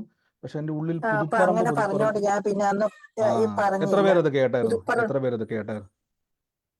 ആമേൻ. സ്തോത്രം. ഹല്ലേലൂയ. ആമേൻ. അപ്പൊ കർത്താവ് അപ്പൊ ആ അതിന്റെ കുടുംബത്തെ വീടിന്റെ വേറൊന്നും. തൊട്ടടുത്ത് ഒരു അതുകൊണ്ട് പുതുപ്പറമ്പിൽ നിന്നാണ് വീട്ടുപേര്. അവിടുത്തെ അവര് വലിയ ആഭിചാരം നടത്തുന്നവരായിരുന്നു. എനിക്കത് അറിയത്തില്ലായിരുന്നു. നമ്മളങ്ങനെ ആ സ്റ്റേജിലുള്ള അവസ്ഥയിലോട്ട് പോയിട്ടില്ലായിരുന്നു. ഞങ്ങൾക്ക് കടം കയറി ആയപ്പോഴാണ് അങ്ങനെയുള്ള ഒരു സ്ഥലത്ത് പോയി താമസിക്കേണ്ടി വന്നത്. അപ്പൊ എന്റെ താമസിച്ച വീടിന്റെ തൊട്ട് മുകളിൽ ഒരു അപ്പനുണ്ടായിരുന്നു. അയാൾ ഭയങ്കര ആഭിചാരം നടത്തുന്ന മനുഷ്യനായിരുന്നു. ഈ ചന്ദ്രൻ എന്ന് പറയുന്ന വീട്ടിൽ ഞങ്ങൾ വാങ്ങിച്ച സ്ഥലത്ത് 3 മക്കളുണ്ടായിരുന്നു. ചേട്ടന്മാരൊന്നോ രണ്ടോ ഉണ്ടായിരുന്നു. ആ 3 മക്കളും ഒന്ന് ആത്മഹത്യ ചെയ്തു, ഒന്ന് കെട്ടിത്തൂങ്ങി, ഒന്ന് കള്ള് കുടിച്ചു മരിച്ചു. അപ്പൊ ആ സ്ഥലമാണ് ഞങ്ങൾ വാങ്ങിക്കുന്നത്. ആന്റി, എത്ര വർഷം മുമ്പുള്ള ഇത്? ഏത് വർഷം നടക്കുന്നത്? 22 വർഷം. അല്ല, ഏത് വർഷത്തിലാ ഈ സ്ഥലം മേടിക്കുന്നതും ക്രയവിക്രയം നടക്കുന്നതൊക്കെ? 2003-ലോ 2001-ലോ അങ്ങണ്ട. ആന്റി പ്രാർത്ഥനയ്ക്ക് കയറിയിട്ട് എത്ര നാളായി? സൂമില് ഇത് കയറിയിട്ട് ഞാൻ സൂമിൽ കയറിയിട്ട് 4 ദിവസമേ ആയുള്ളൂ. 4 ദിവസമായിട്ടുള്ളൂ. യൂട്യൂബിൽ കാണുന്നിട്ട് എത്ര നാളായി? 4 മാസം. 4 മാസം. അപ്പൊ 2024-ലായിരിക്കും ആന്റി തുടങ്ങിയത്. അപ്പൊ നിങ്ങൾ ഓർത്തോണം, 2003-ലാണ് ഈ ക്രയവിക്രയം തുടങ്ങിയത്. 24-ലാണ്. അപ്പൊ പ്രാർത്ഥനയിൽ പങ്കുചേർന്നു 24-ലാണ്. 2023-ൽ നടന്ന കാര്യമാണ്. അപ്പൊ കർത്താവ് അതെന്തുകൊണ്ടാണ് 2023-ല് 2001-ല് 2-ലോ 2001-ലാണ് ഈ പറഞ്ഞ ക്രയവിക്രയങ്ങൾ നടക്കുന്നത് അല്ലേ? ഞങ്ങൾ ആ സ്ഥലം വാങ്ങിക്കുന്നത്, പുതുപ്പറമ്പിൽ നിന്നുള്ള സ്ഥലം വാങ്ങിക്കുന്നത്. അപ്പൊ ഞാനൊന്ന് കാര്യം ചോദിച്ചോട്ടെ. അപ്പം അത് നിങ്ങൾ വെച്ചാൽ 2001 നടന്ന കാര്യമാണ്. 2024 ആൻറ്റി പ്രാർത്ഥനയ്ക്ക് കയറുന്നത്. 2001 അതെ. നടന്ന കാര്യം നമ്മൾ അറിയാൻ ഒരു സാധ്യതയില്ല. പക്ഷെ പരിശുദ്ധാത്മാവ് അത് കാണിച്ചു. ആ വിഷയമായിട്ട് ഇന്ന് ജീവിതത്തിൽ എവിടെയെങ്കിലും അതിനെ പിന്തുടരുന്ന ഏതെങ്കിലും വിഷയമുണ്ടെങ്കിൽ എന്ന് കർത്താവ് പറയുകയാണ്. ആ കർത്താവ് അത് വെളിപ്പെടുത്തിയതിൻ്റെ കാരണം സകലത്തിൽ നിന്നും വിമുക്തി തരുവാൻ ദൈവം ആഗ്രഹിക്കുന്നുണ്ട്. എനിക്ക് ഒരു വാക്കൊന്ന് ആമേൻ. പ്രാർത്ഥിക്കാം. നമുക്ക് ഒരുമിച്ചൊന്ന് പ്രാർത്ഥിച്ചു. നിങ്ങളെല്ലാവരും ഇത് കേട്ടതാണ് ഞാൻ വിശ്വസിക്കുന്നത്. കഴിഞ്ഞ ദിവസം നമുക്ക് പലരും ചോദിച്ചു വീട്ടുപേര് അങ്ങനെ വന്നപ്പോൾ പലർക്കും ഒരു കൺഫ്യൂഷൻ വന്നു. പക്ഷെ അത് തന്നെ ദൈവാത്മാവ് കർത്താവ് സിസ്റ്റർ പറഞ്ഞ പോലെ തന്നെ അത് വെളിപ്പെടുത്തി 2001 സംഭവിച്ച കാര്യമാണ്. പക്ഷെ കർത്താവ് ഇന്ന് അത് ആ വിഷയത്തിന് വേണം. അപ്പം ഞാൻ പറഞ്ഞില്ല, ദൈവം നമ്മളെ കാണുന്നുണ്ട്. ഈ ദിവസങ്ങളിൽ അവിടെ പ്രാർത്ഥനയിൽ നിന്ന് ഞങ്ങള് പങ്കെടുക്കുന്നവർ 2012 വസ്തു വിറ്റിട്ട് ഞങ്ങൾ ഇപ്പം താമസിക്കുന്ന വീട്ടിൽ വാങ്ങിച്ചിരിക്കുന്നത്. 2012 ഇതിപ്പോ 2024 2012 അവിടുന്ന് വിറ്റു. 2009 ഭർത്താവ് മരിച്ചു. 2010 ഭർത്താവിന്റെ അപ്പനുണ്ടായിരുന്നു, മരിച്ചു. 12 മെയ്യില് ഞങ്ങൾ അവിടുന്ന് പോന്നു. ഇപ്പൊ അപ്പൊ ഞങ്ങൾ 3-ാമത്തെ വീട്ടിലാണ് താമസിക്കുന്നത്. തീർച്ചയായും നമുക്ക് ഒരുമിച്ച് ഇന്ന് പ്രാർത്ഥിക്കാം. ഈ പിന്തുടർ 2001 മുതൽ 2012 അത് നഷ്ടമായി. പക്ഷേ എങ്കിലും അതിനെ പിന്തുടർന്ന് വരുന്ന സകല വിധമാകുന്ന ഏതെങ്കിലും പ്രശ്നത്തിൻ്റെ പിന്നിൽ നിൽക്കുന്ന പിശാചുക്കളെ ഞങ്ങൾ അതിനെ വെട്ടിമാറ്റുന്നു. വലിയൊരു സമാധാനം കുടുംബത്തിൽ ഉണ്ടാകട്ടെ. കർത്താവെ അങ്ങ് വെളിപ്പെടുത്തിയത് നാശത്തിനല്ല, അതിനെ വെട്ടി നീക്കുവാൻ ഞങ്ങൾക്ക് അധികാരം തന്നതുകൊണ്ടാണ്. ഒന്നും ഒരിക്കലും ഒരനർത്ഥവും സംഭവിക്കത്തില്ലെന്നുള്ള വചനത്താൽ ഞങ്ങൾ പ്രാർത്ഥിച്ച് അനുഗ്രഹിക്കുന്നു. ഈ ദിവസങ്ങളിൽ ആ വിഷയത്തിൻ്റെ മേൽ വിമുക്തി നേടട്ടെ, സമാധാനം ഉണ്ടാകട്ടെ. അനുഗ്രഹിച്ചു പ്രാർത്ഥിക്കുന്നു യേശുവിൻ്റെ അധികാരമുള്ള നാമത്തിൽ തന്നെ. ആമേൻ. സ്തോത്രം. ഹല്ലേലൂയ. ആമേൻ. കർത്താവ് നിങ്ങളെ അനുഗ്രഹിക്കട്ടെ. മറ്റാരെങ്കിലും സാക്ഷ്യം പറയാനുണ്ടോ? ആമേൻ. മറ്റാരും പറഞ്ഞു. ഹലോ ബ്രദർ, എന്റെ തൊട്ട വീട്ടിലെ ഒരു ഹസ്ബൻഡും വൈഫും അവര് പ്രേയറുകാരനെ കല്യാണം നടത്തി കൊടുത്തതായിരുന്നു. പക്ഷെ 3 മാസത്തിന്റെ ഉള്ളില് അവർക്ക് രണ്ടാളും എന്തോ പ്രശ്നമായിട്ട് ഭാര്യ പടുങ്ങിയിട്ട് അവരെ വീട്ടിലേക്ക് പോയി. 1 വർഷമായിട്ട് പോയി. പക്ഷെ നല്ലൊരു കുട്ടിയായിരുന്നു. അപ്പൊ ഞാൻ എന്നും പ്രേയറിൽ പോകുമ്പോൾ പ്രാർത്ഥിക്കുന്നു, പ്രാർത്ഥനകാര്യം നടത്തി കൊടുത്ത വിവാഹമല്ലേ, അപ്പൊ കർത്താവ് നടത്തി കൊടുത്തിട്ടുണ്ടെങ്കിൽ അത് മനുഷ്യന്മാരായിട്ട് അത് പിരിക്കാൻ പാടില്ല. അങ്ങനെ ഒരു കോടതി കേസൊക്കെ ആയിട്ടുണ്ടായിരുന്നു. അപ്പോ എന്താണ് അവർക്ക് പ്രാർത്ഥിച്ച് ആ കുട്ടിയുടെ രണ്ടാളുടെയും മനസ്സ് മാറി ആ കുട്ടി ഇവിടെ താമസിക്കാൻ പിന്നെയും വന്നു. ഡിവോഴ്സിന്റെ വക്കീലായിരുന്നു. പക്ഷെ ഒരു അയൽവക്കമാണ്. പക്ഷേ സിസ്റ്റർ എന്ത് ചെയ്തു? ആ വിഷയം ഏറ്റെടുത്ത് അവർക്ക് വേണ്ടി പ്രാർത്ഥിച്ചു. അതിന്റെ മറുപടിയായി ഡിവോഴ്സിന്റെ വക്കിൽ നിന്ന് ആ കുടുംബം തിരിച്ചാ മകള് വന്ന് ആ കുടുംബത്തിൽ ചേരുണ്ടായിരുന്നു. വലിയ സാക്ഷ്യത്തിന് നന്ദി പറയുന്നു. അപ്പം നിങ്ങൾ ഇതുപോലെ മറ്റുള്ളവർക്ക് വേണ്ടി പ്രാർത്ഥിക്കണം. അങ്ങനെ പ്രാർത്ഥിക്കുമ്പോൾ നിങ്ങളുടെ മുമ്പിലൂടെ അവർക്കൊരു അനുഗ്രഹം ഉണ്ടാകുമ്പോൾ തീർച്ചയായും നിങ്ങൾക്കും ദൈവം ഒരു അനുഗ്രഹമാക്കി തീർക്കും. സാക്ഷ്യത്തിനായി നന്ദി, യേശുവിന്റെ നാമത്തിൽ തന്നെ. ആമേൻ. ഒരു സാക്ഷി കൂടിയുണ്ട്. പറഞ്ഞു. ഹലോ, ഞാൻ ഈ ഒരാഴ്ച മുമ്പ് ഒരു സ്വപ്നം കണ്ടിട്ടുണ്ടായിരുന്നു. അതായത് ഞങ്ങളുടെ 3 ബിൽഡിംഗ് വിട്ടിട്ടാണ് താമസിക്കുന്നത്, ഒരു അമ്മയും മോളെയും. അവര് എന്റെ അവിടേക്ക് വന്നിട്ട് എന്നെ ഒരു സഹായം ചെയ്യുമോ എന്ന് ചോദിക്കുന്നതായിട്ട് ഞാൻ ഒരു സ്വപ്നം കണ്ടു. അതേമാതിരി ഇന്നലെ അവര് എന്റെ വീട്ടിലേക്ക് വന്നു. അപ്പൊ എനിക്കൊരു ഉപകാരം ചെയ്തിട്ട് എന്നിട്ട് ഞാൻ അവരുടെ കൂടെ പോയിട്ട് അവർക്ക് വേണ്ടത് ഞാൻ ചെയ്തു കൊടുത്തു. ആ സ്വപ്നം കണ്ടത് അതേമാതിരി സാരി ഉടുത്തോണ്ടാ വന്നിട്ടുണ്ടായിരുന്നത്, അമ്മയും ചെറിയൊരു കുട്ടിയും കൂടിയിട്ട്. ആ കറക്റ്റായി കണ്ടമാതിരി തന്നെയാണ്, സ്വപ്നത്തിൽ കണ്ടമാതിരി തന്നെയാണ് അവര് വന്നത് എന്റെ അവിടേക്ക്. ആമേൻ. നന്ദി കർത്താവേ. ആ ദർശനത്തിന് പറഞ്ഞ പോലെ തന്നെ സ്വപ്നത്തിൽ കാണിച്ചു കൊടുത്തു വരാൻ പോകുന്ന കാര്യത്തെ. അതേപോലെ തന്നെ അത് സംഭവിച്ചു. അതുകൊണ്ട് ഒരു ഡൗട്ടും കൂടാതെ അത് ചെയ്തു കൊടുക്കുവാൻ കർത്താവ് ഇടയാക്കി. ഇനിയും ദർശനങ്ങൾ വർദ്ധിക്കട്ടെ, കാഴ്ചകൾ വർദ്ധിക്കട്ടെ, യേശുവിന്റെ നാമത്തിൽ തന്നെ. ആമേൻ. ആമേൻ. ഉണ്ടോ? ഹലോ ബ്രദറെ, പറഞ്ഞു. ഞാൻ ഇന്നലെ എനിക്ക് 2 ദിവസമായി എനിക്ക് ബ്രദറെ പ്രാർത്ഥിക്കുന്ന സമയത്തൊക്കെ പറയായിരുന്നു അടിവയറ്റ് കൊളുത്തുന്ന പോലത്തെ വേദനയും. അപ്പൊ എനിക്ക് നെഞ്ചിന് 2 ദിവസമായിട്ട് നെഞ്ചിന് വേദന ഉണ്ടായിരുന്നു. ഞാൻ കൈവച്ചൊക്കെ പ്രാർത്ഥിക്കുന്നുണ്ട്, പക്ഷെ എനിക്കൊരു വിടുതൽ കിട്ടുന്നില്ലായിരുന്നു. അപ്പൊ ഞാനിങ്ങനെ എന്റെ മനസ്സിലുണ്ട്, ഞാൻ ചൊവ്വാഴ്ച ഞാൻ ആശുപത്രി പോയതാ. പക്ഷെ സ്കാനൊക്കെ ചെയ്തിട്ട് ഒരു കുഴപ്പവും ഇല്ല. പക്ഷെ ഞാൻ സാക്ഷ്യം പറഞ്ഞില്ലല്ലോ. എനിക്ക് ദൈവം ചെയ്ത വിടുതലിനെ പറ്റി ഞാൻ സാക്ഷ്യം പറഞ്ഞില്ല. അതുകൊണ്ടായിരിക്കും ഞാൻ ഈ വചനം വെച്ച് പ്രാർത്ഥിച്ചിട്ട് എനിക്കൊരു വിടുതൽ കിട്ടാഞ്ഞെന്നൊക്കെ എൻ്റെ മനസ്സിലുണ്ടായിരുന്നു. പക്ഷെ ഇന്നലെ ഞാൻ വൈകിട്ട് സാക്ഷ്യം പറഞ്ഞു കഴിഞ്ഞ് പിന്നെ ബ്രദർ പ്രാർത്ഥിക്കുകയാണ് ചെയ്ത് കഴിഞ്ഞപ്പോഴത്തേക്കിന് എനിക്ക് പൂർണ്ണ സൗഖ്യവും വിടുതലും കിട്ടി. എനിക്ക് അടിവയറ്റിലും വേദനയും കിട്ടി, നെഞ്ചിന്റെ ഭാഗത്തും ഒരു വേദനയും ഇല്ല. പിന്നെ ഒത്തിരി സാക്ഷ്യം ഞാൻ പറയാതെ സ്തോത്രം. ഹല്ലേലൂയ. ഞാൻ സാമ്പത്തിക ഞെരുക്കമൊക്കെ വന്നപ്പോഴും ഞാൻ പേഴ്സ് വെച്ച് എൻ്റെ ATM കാർഡ് വെച്ചൊക്കെ ഞാൻ പ്രാർത്ഥിക്കുമായിരുന്നു. അപ്പോഴൊക്കെ ദൈവം എനിക്ക് അത്ഭുതം പ്രവർത്തിച്ചു തരുമായിരുന്നു. ഞാൻ ആ വീണ സമയത്തൊക്കെ ഓരോരുത്തർ ഇവിടെ വന്നിട്ട് എന്നോട് ചോദിക്കുമായിരുന്നു, ഇനി എങ്ങനെ 3 പിള്ളേരെയും കൊണ്ട് കഴിയും, ജിനു ഇല്ല, സദ്യക്ക് ജോലിക്കും പോകാൻ പറ്റത്തില്ല, 3-4 മാസത്തേക്കിന് എങ്ങനെ കഴിയും എന്നൊക്കെ ചോദിച്ചപ്പോൾ ഞാൻ അന്നേരം പറഞ്ഞു, യഹോവ ഞങ്ങളെ കരുതിക്കോളും. ഈ നിമിഷം വരെയും ദൈവം ഞങ്ങൾക്ക് നന്മകളല്ലാതെ. സ്തോത്രം. ആമേൻ ആമേൻ. സിസ്റ്റർ പറഞ്ഞ വലിയൊരു സാക്ഷ്യമാണ്. നമുക്ക് അതിൻ്റെ അകത്ത് ഒത്തിരി കാര്യങ്ങൾ മനസ്സിലാക്കാനുണ്ട്. സിസ്റ്റർ പറഞ്ഞ പോലെ കഴിഞ്ഞ ദിവസം ദൈവാത്മ വെളിപ്പെടുത്തിയായിരുന്നു. ആ അടിവയറ്റിൽ ഒരു കൊളുത്തിപ്പിടുത്തം പോലെ ശരീരത്തിന് ബുദ്ധിമുട്ട്. സിസ്റ്റർ പറയുന്ന പൂർണ്ണ സൗഖ്യം ദൈവം കിട്ടും. നിങ്ങൾ ശ്രദ്ധിച്ചോണം. അനേകർ വന്ന് രോഗമായി കിടന്ന സമയത്ത് അനേകർ വെച്ച് നീ എങ്ങനെ ജീവിക്കും, 3 പിള്ളേരെ കൊണ്ട് എങ്ങനെ ജീവിക്കും എന്ന് പറഞ്ഞപ്പം അകത്തു നിന്നൊരു ശബ്ദമുണ്ടായി, യഹോവ ഈരെ. നോക്കിക്കേ, നാട്ടുകാരാ ചോദിക്കുന്നത്, അവർ സാഹചര്യമാണ് ചോദിക്കുന്നത്. കാര്യം കിടപ്പിലായി കഴിഞ്ഞാൽ 3 പിള്ളേർക്ക് എങ്ങനെ ജീവിക്കാൻ പറ്റും? പക്ഷേ സിസ്റ്റർ പറഞ്ഞു ദൈവം ഉണ്ട്, യഹോവ ഈരെ. ആ പേഴ്സ് എടുത്ത് വെച്ച് പ്രാർത്ഥിച്ചു. ഒന്നാലോചിച്ച് നോക്കിയേ, മാനുഷിക ബുദ്ധിയിൽ നോക്കിയാൽ മണ്ടത്തരമല്ലേ? ഒരു പേഴ്സ് എടുത്ത് വെച്ചുകൊണ്ട് പ്രാർത്ഥിച്ചാൽ പേഴ്സിൽ എങ്ങനെയാണ് പണം വരുന്നത്, ATM എങ്ങനെയാണ് കാശ് വരുന്നത്? പക്ഷെ ഇവരെപ്പറ്റി പറയാം, വല കീറുമാറ് നന്മ തരുന്ന യേശു. ഇതിന്റെ അകത്ത് ചതുദ്രമ പണം വെച്ച ദൈവം, ആകാശം തുറന്ന് മഞ്ഞ പൊഴിച്ച ദൈവം, ഇസ്രായേലിനെ നടത്തിയ ദൈവം, സ്ഥലം പോരാതെ വണ്ണം അനുഗ്രഹിക്കുന്നു പറഞ്ഞ ദൈവം ഇന്നും ജീവിക്കുന്നത് കൊണ്ട് അത്ഭുതം നടക്കും. ഇന്ന് കേട്ട സാക്ഷ്യം പോലെ അത്ഭുതങ്ങൾക്ക് നന്ദി കർത്താവേ, സൗഖ്യത്തിന് നന്ദി, ഫിനാൻഷ്യൽ സാമ്പത്തിക ബ്രേക്ക്ത്രൂവിന് നന്ദി കർത്താവേ. എല്ലാവരും പ്രാർത്ഥിക്കണം. ഇന്നു മുതൽ രാവിലെ എണീക്കുമ്പോൾ ഞാൻ പറഞ്ഞുതരാം. രാവിലെ എണീക്കുമ്പം ആ പേഴ്സ് എടുത്തിട്ട് ആദ്യം നിങ്ങളുടെ കൈ എടുത്തിട്ട് തലയെ വെച്ചിട്ട് നിങ്ങൾ എല്ലാവരും കർത്താവ് ഇന്നത്തെ ദിവസം ഞാൻ അത്ഭുതങ്ങൾ കാണും, ഞാൻ ആരോഗ്യത്തോടെ ഇരിക്കും, ഞാൻ ദിവ്യ ആരോഗ്യത്തിരിക്കും. പറയണം, ദീർഘായുസോടെ ഇരിക്കും. ഞാൻ ഭൂമിയിൽ എത്ര ആയുസുണ്ടോ, എനിക്ക് ഭൂമിയിൽ എത്രത്തോളം ആയുസുണ്ട്, ഒരു മനുഷ്യന്റെ മുമ്പിലും തല കുനിക്കാതെ ഞാൻ ആരോഗ്യത്തോടെ ആയുസോടെ ഇരിക്കും. എന്നിട്ട് അടുത്തത് എന്തിനെന്ന് അറിയാവോ? അടുത്തത് ഞാൻ എന്നിട്ട് പറയണം, ഞാൻ ഈ അനേകരെ ഞാൻ യേശുവിന്റെ നാമത്തിൽ നേടും, ഞാൻ അനേകരുടെ സുവിശേഷം പറയും. എന്നിട്ട് അടുത്ത് എന്ത് ചെയ്യണം? ആ പേഴ്സ് എടുത്ത് തുറന്നിട്ട് പറയണം, ATM എടുത്തിട്ട് വെച്ചിട്ട് പറയണം, ഇത് നിറയും, ഞാൻ കൊടുക്കും, സുവിശേഷത്തിന് കൊടുക്കും, അനേകർക്ക് ഞാൻ കൊടുക്കും.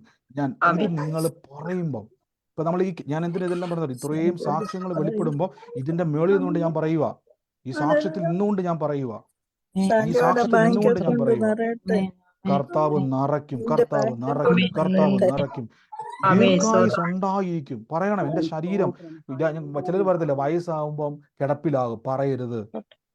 നിങ്ങൾക്കറിയാവോ ഇസഹാക്ക് എങ്ങനെയാ മരിച്ചെന്നറിയാവോ? ഇസഹാക്ക് തന്റെ മക്കളെ അനുഗ്രഹിച്ചിട്ട് കാലെടുത്ത് ബെഡിലോട്ട് വെച്ചിട്ട് സുഖമായിട്ട് മരിക്കുമായിരുന്നു. ആമേൻ. അങ്ങനെ വേണം നമ്മൾ പ്രാർത്ഥിക്കാൻ. അല്ലാതെ ഇസഹാക്ക് കണ്ണും കാണാതെ ചെവിയും കേൾക്കാതെ മരിച്ചു എന്നല്ല, ആ നല്ല മരണം. അങ്ങനെ പ്രാർത്ഥിക്കണം. ദീർഘായുസോടെ ഞാൻ ഇരിക്കും, ദീർഘായുസോടെ ഇരിക്കും, ഞാൻ ദിവ്യ ആരോഗ്യത്തോടെ ഇരിക്കും. അങ്ങനെ വേണം പറയാം. ശരീരത്തോട് പറ, അവയവങ്ങളോട് പറ, പുതിയ അവയവം വരും. ഞാൻ ഓരോ വർഷം എൻ്റെ പ്രായം കൂടുന്തോറും എൻ്റെ അവയവങ്ങൾ ശക്തി പ്രാപിക്കും. അങ്ങനെ പറയണം, എന്റെ ശക്തി പ്രാപിക്കും. ചിലർ പറയും വയസ്സായില്ലേ, അസ്ഥിയുടെ ഒക്കെ കാര്യം പോക്ക. അല്ല, വയസ്സാകും തോറും അസ്ഥികൾ, ബൈബിളിൽ ഒരു വാക്യമുണ്ട്, നിന്റെ യൗവനം എന്ത് ചെയ്യും? അഴുകനെ പോലെ പുതുക്കം, റിന്യൂ ആകും, പുതുക്കിക്കൊണ്ടിരിക്കും. Oh Jesus. ആ 10 വയസ്സ് കൂടുമ്പം 20 വയസ്സുകാരനെ പോലെ സ്ട്രെങ്ത് ആകും എന്ന് പറയണം. 60-ാം വയസ്സിലും പറയണം, 60-ാം വയസ്സിൽ ഞാൻ 30-ാം വയസ്സുകാരനെ പോലെ പയറ് പോലെ ഓടി നടക്കുമെന്ന് പറയണം. പറഞ്ഞാൽ അതുപോലെ സംഭവിക്കും. കർത്താവ് അനുഗ്രഹിക്കട്ടെ. മറ്റാർക്കെങ്കിലും ഉണ്ടോ സാക്ഷ്യങ്ങൾ പറയാൻ? പ്രാർത്ഥനാ വിഷയമല്ല എടുത്തത് ഞാൻ പറയുന്നതിന്റെ കാര്യം, നമ്മൾ ഒരുമിച്ച് പ്രാർത്ഥിച്ചത് ഓർക്കണം. നിങ്ങൾ പ്രാർത്ഥനാ വിഷയം കത്തിച്ച് നമ്മൾ കളഞ്ഞിരിക്കുക, കത്തിച്ച് കളഞ്ഞിരിക്കുക. ആമേൻ. മറ്റാർക്കെങ്കിലും സാക്ഷ്യം പറയാനുണ്ടോ? പറഞ്ഞു കേൾക്കുന്നു. നമ്മൾ ഈ ഒരു പ്രാർത്ഥനാ വിഷയത്തിന്റെ ഇതിലേക്ക് വന്നപ്പോ നമ്മുടെ നാട്ടിലൊരാളുണ്ട്, ജയേഷ്. നമ്മള് അച്ഛന്റെ ഒരു സുഹൃത്താണ്, ഈ സൗദിയിൽ തന്നെയാണ്, അത്യാവശ്യം ബിസിനസ്സും കാര്യങ്ങളൊക്കെ ഒക്കെ നടക്കുന്നത്. അപ്പോ ഇയാള് നാട്ടിലിപ്പോ വെക്കേഷൻ പോയതിന് ശേഷം അവിടെ അച്ഛനോടൊക്കെ പറയുമ്പോൾ ക്രിസ്ത്യാനായി അങ്ങനെ എന്നെ കളിയാക്കും. അച്ഛനോടൊക്കെ പറഞ്ഞ അച്ഛനെ കളി, അച്ഛൻ അവന്റെ വിശ്വാസത്തിൽ പോട്ടെ എന്നൊക്കെ പറയും അവനോട്. ഇപ്പൊ എന്നോട് ഇപ്പൊ ഈ ഇതിന്റെ ഇടയ്ക്ക് ഇവന്റെ ജ്യേഷ്ഠന്റെ അച്ഛൻ പെട്ടെന്ന് കൊഴിഞ്ഞു വീണായിരുന്നു. ജ്യേഷ്ഠന്റെ അച്ഛൻ 2 കിഡ്നി ഇപ്പൊ ഡയാലിസിസ് ചെയ്തുകൊണ്ടിരിക്കണം. അപ്പൊ ഹോസ്പിറ്റലിൽ വിട്ടു. അപ്പൊ എന്നോട് പറഞ്ഞ ഒരു ദിവസം വിളിച്ചാണ്, ഈശോ പ്രാർത്ഥിക്കണം അച്ഛന് വേണ്ടിയിട്ട്, നീ നിന്റെ ഇതിൽ പ്രാർത്ഥിക്കുക. അപ്പൊ അന്ന് കളിയൊക്കെ നടന്നത് നമ്മോട് പ്രാർത്ഥിക്കണം. എന്റെ പ്രാർത്ഥന ഞാൻ ഉൾപ്പെടുത്തിയിട്ടുണ്ടായിരുന്നു. ഈ ഇത് പറഞ്ഞ ഈ നടന്ന ശങ്കറിന്റെ ഒരു കാര്യം ബ്രദറിനോട് പറഞ്ഞു. നമ്മളെ വിളിച്ചു വരുത്തിയിട്ട് ഈ നമ്മളെ ഈ കേസിന്റെ കാര്യത്തിനൊക്കെ ഇടപെട്ടിട്ട് പിന്നെ നമ്മളെ ലാസ്റ്റ് കൈ കഴിഞ്ഞ് ഓർമ്മ. നമ്മളൊരാൾ ഡിപ്പെൻഡ് ചെയ്ത് പിന്നെ ദൈവത്തെ നമ്മൾ ഡിപ്പെൻഡ് ചെയ്യാൻ തുടങ്ങിയ ശേഷം, നമ്മൾ ദൈവത്തിനെ ആശ്രയിക്കാൻ തുടങ്ങിയ ശേഷം നമുക്ക് ആരും ഒന്നും വിഷയമല്ല, നമുക്കൊന്നുമല്ല. എന്ത് പ്രതിസന്ധിന്റെയും നമ്മൾ ദൈവത്തിൽ ഡിപ്പെൻഡ് ചെയ്ത ഒരു പ്രശ്നമില്ല. അന്ന് അവിടുന്ന് അതേമാതിരി നമ്മളെ ഈ സങ്കടപ്പെടുത്തിയ ആ ഒരു അവരാരും നമ്മൾ ശപിച്ചിട്ടൊന്നും കേട്ടോ. പക്ഷെ ഈ സങ്കടപ്പെടുത്തിയ സ്റ്റേജിൽ നമ്മൾ അവിടുന്ന് ഇറക്കിയിട്ട് ബ്രദറിനെ കരഞ്ഞാണ് ബ്രദറിനോട് പ്രാർത്ഥിക്കാൻ പറഞ്ഞ ഓർമ്മ ഉണ്ടോ? ബ്രദർ എന്ന് പറഞ്ഞു ശങ്കരനൊന്നുമല്ല, ദൈവം നമ്മളെ കൂടെ ഉണ്ട് പറഞ്ഞ ഓർമ്മ ഉണ്ടോ ബ്രദറിന്? അപ്പൊ ഇന്ന് അവന്റെ ബിസിനസ് ഒക്കെ കുട്ടുപാടെടുത്ത് എന്താ വെച്ചാൽ നമ്മളൊരു കണ്ണീര് ദൈവം നമ്മളെ സ്നേഹിക്കാൻ തുടങ്ങി കഴിഞ്ഞാൽ, ഞാൻ ഇന്ന് മുതൽ ഇപ്പൊ ഈ 6 മാസം ഞാൻ വിശ്വാസം വന്നത് എനിക്കൊരു കോറൽ പോലും എന്റെ ദൈവം സംഭവിച്ചില്ല. ശരീരത്തിലാണെങ്കിലോ മേലിലായിട്ടോ ഒരു മുറിവായിട്ടോ ഒന്നും ഇതുവരെ സംഭവിച്ചിട്ടില്ല. പക്ഷെ അതിന്റെ ഒരു വിശ്വാസത്തിന് മുന്നാതെ എനിക്ക് പല പ്രശ്നങ്ങളും പ്രതിസന്ധികളൊക്കെ വന്നിട്ടുണ്ട്. ഇന്ന് വരെ ഞാൻ ഈ വിശ്വാസത്തിന് മുന്നോട്ട് വരെ എനിക്കൊരു കോറൽ പോലും, ഞാൻ അതേപോലെ യേശുവിന് ഞാനും യേശുവിനും വസിക്കും, ഞാൻ അപ്പന്റെ മാംസമാണ്, യേശുവിന് വേണ്ടി എനിക്ക് അങ്ങനെ പറഞ്ഞ് നമ്മൾ പ്രാർത്ഥിക്കും. ഇതുവരെ ഒരു പ്രതിസന്ധി വന്നിട്ടില്ല. ഇത്തരം കാര്യങ്ങൾ അത് പ്രാർത്ഥന റിമൂവ് ആയി പോകും. അത് ഓരോ ദിവസം അങ്ങനെ തന്നെ. അതന്നെ. ദൈവത്തിന് നന്ദി. ഷിജുബദർ പറഞ്ഞ പോലെ തന്നെ എതിർത്ത് കളിയാക്കിയ പരിഹസിച്ച പലരും തന്നെ വിളിച്ച് പ്രാർത്ഥിക്കുവാൻ ഒത്തിരി പ്രശ്നങ്ങളിലൂടെ കടന്നുപോയ മനുഷ്യനാണ്. പക്ഷെ അവിടെയൊക്കെയും ദൈവം അദ്ദേഹത്തിനൊരു ബലവും ധൈര്യം കൊടുത്തു, ഇന്നത് പറയുവാൻ ശക്തി കൊടുത്തു, നിങ്ങൾക്ക് വേണ്ടി പ്രാർത്ഥിക്കുവാൻ ദൈവം അവസരം കൊടുത്തു. നന്ദി കർത്താവേ. കർത്താവ് കൊടുത്ത ധൈര്യത്തിനും ബലത്തിനും വളർച്ചയ്ക്കും നന്ദി. യേശുവിന്റെ നാമത്തിൽ തന്നെ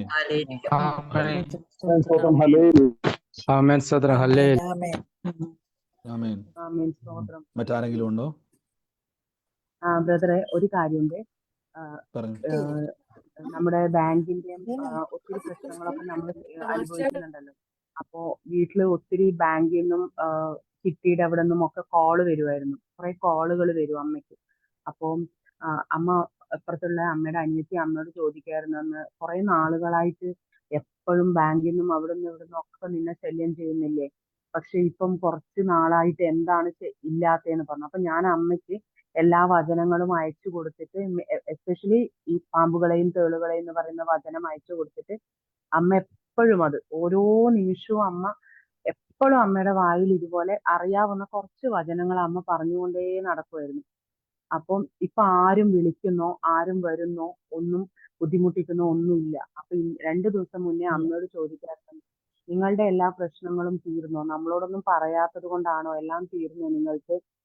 കാരണം ഇപ്പൊ ആരും നിങ്ങളെ വിളിച്ച് ശല്യം ചെയ്യാത്തത് എന്താണെന്ന്. അപ്പൊ അമ്മ പറഞ്ഞു, എന്റെ മക്കളുടെ ഞങ്ങളുടെ പ്രാർത്ഥന ദൈവം കേൾക്കുന്നുണ്ട്.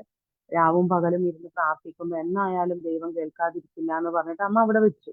പക്ഷെ അവരിപ്പോഴും ആഗ്രഹിക്കുന്നത് നമ്മളെയൊക്കെ ഇങ്ങനെ ആൾക്കാരൊക്കെ വിളിച്ച് ശല്യം ചെയ്യണം, നമ്മുടെ പ്രശ്നങ്ങൾ അങ്ങനെ എന്തുകൊണ്ടാ ശല്യം ചെയ്യാത്തത് എന്നുള്ളൊരു ചോദ്യമാണ് ചോദിച്ചത്. പക്ഷെ അമ്മയോട് ഞാൻ പറഞ്ഞു, ചുറ്റുപാടൊന്നും പല പ്രശ്നങ്ങളും എല്ലാം ഉണ്ടാവും, അതൊക്കെ പിശാചായിട്ട് കണ്ടാൽ മതി, നിങ്ങളുടെ മുന്നിൽ ദൈവവും അമ്മയും മാത്രമേ ഉള്ളൂ എന്ന് വിചാരിച്ച് വേണം അമ്മ ഓരോ ദിവസവും ചെയ്യാന്ന് പറഞ്ഞു.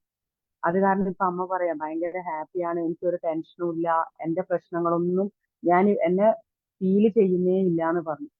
അപ്പൊ ഒത്തിരി സന്തോഷമുണ്ട്, നന്ദിയുണ്ട്. തീർച്ചയായിട്ടും സിസ്റ്റർ പറഞ്ഞ പോലെ തന്നെ നിങ്ങൾ ശ്രദ്ധിച്ചായിരുന്നു, നാട്ടുകാർ വന്ന് ചോദിക്കാൻ തുടങ്ങി. പണ്ട് കടക്കാരും പ്രശ്നക്കാരും എല്ലാം വന്ന് ബഹളം വെച്ചുകൊണ്ടിരിക്കുമ്പോൾ ഇപ്പൊ എന്തുകൊണ്ടാണ് ആരും വരാത്ത? നിങ്ങളുടെ പ്രശ്നങ്ങളൊക്കെ മാറിയോ? ഒന്ന് ആലോചിച്ച് നോക്കി. 7 ദിവസത്തിനുള്ളിൽ ജപ്തി ചെയ്യുമെന്ന് പറഞ്ഞ വീട് എന്താ ജപ്തിക്ക് വരാത്തേന്ന് ചോദിച്ചത്. ആമേൻ. 7 ദിവസം കൊണ്ട് ജപ്തി ചെയ്യുമെന്ന് പറഞ്ഞ വീട് എന്തുകൊണ്ടാണ് ജപ്തിക്ക് വരുന്നത്? നാട്ടുകാർക്കാണ് നമ്മളെക്കാളും ആദ്യം. ഒന്ന് ആലോചിച്ച് നോക്കി. പക്ഷെ അവരെല്ലാം വായടപ്പിച്ച് ദൈവം സകലത്തെ എന്ത് ചെയ്തു? വചനത്താൽ ജയം കൊടുത്തു. പ്രിയ മാതാവ് പറഞ്ഞതുപോലെ തന്നെ ആ അമ്മയ്ക്ക് ഇപ്പോൾ വലിയൊരു സന്തോഷവും സമാധാനവും ദൈവം കൊടുത്തു. ഞാനൊരു കാര്യം പറയാം, കർത്താവിൻ്റെ വചനം കേട്ട് ആ വിത്ത് മുളപ്പിക്കാൻ നിങ്ങൾ തയ്യാറായി കഴിഞ്ഞാൽ, ഇന്ന് നിങ്ങളെ കളിയാക്കുന്ന വെല്ലുവിളിക്കുന്ന നിങ്ങളായിരിക്കുന്ന സകല പ്രശ്നങ്ങൾ യേശു സകലത്തെയും കത്തിച്ചു കളയും. കർത്താവ് അതെല്ലാം അത്ഭുതമാക്കും. ഈ കേട്ട സാക്ഷ്യങ്ങളൊക്കെ നമുക്ക് ബലമാണ്, ധൈര്യമാണ്, ഉറപ്പാണ്. നമ്മളെയും യേശു മാറ്റും. കർത്താവെ കൊടുത്ത ആ സമാധാനത്തിനും അത്ഭുതത്തിനും നന്ദി കർത്താവെ, യേശുവിന്റെ നാമത്തിൽ തന്നെ. ആമേൻ. ആമേൻ.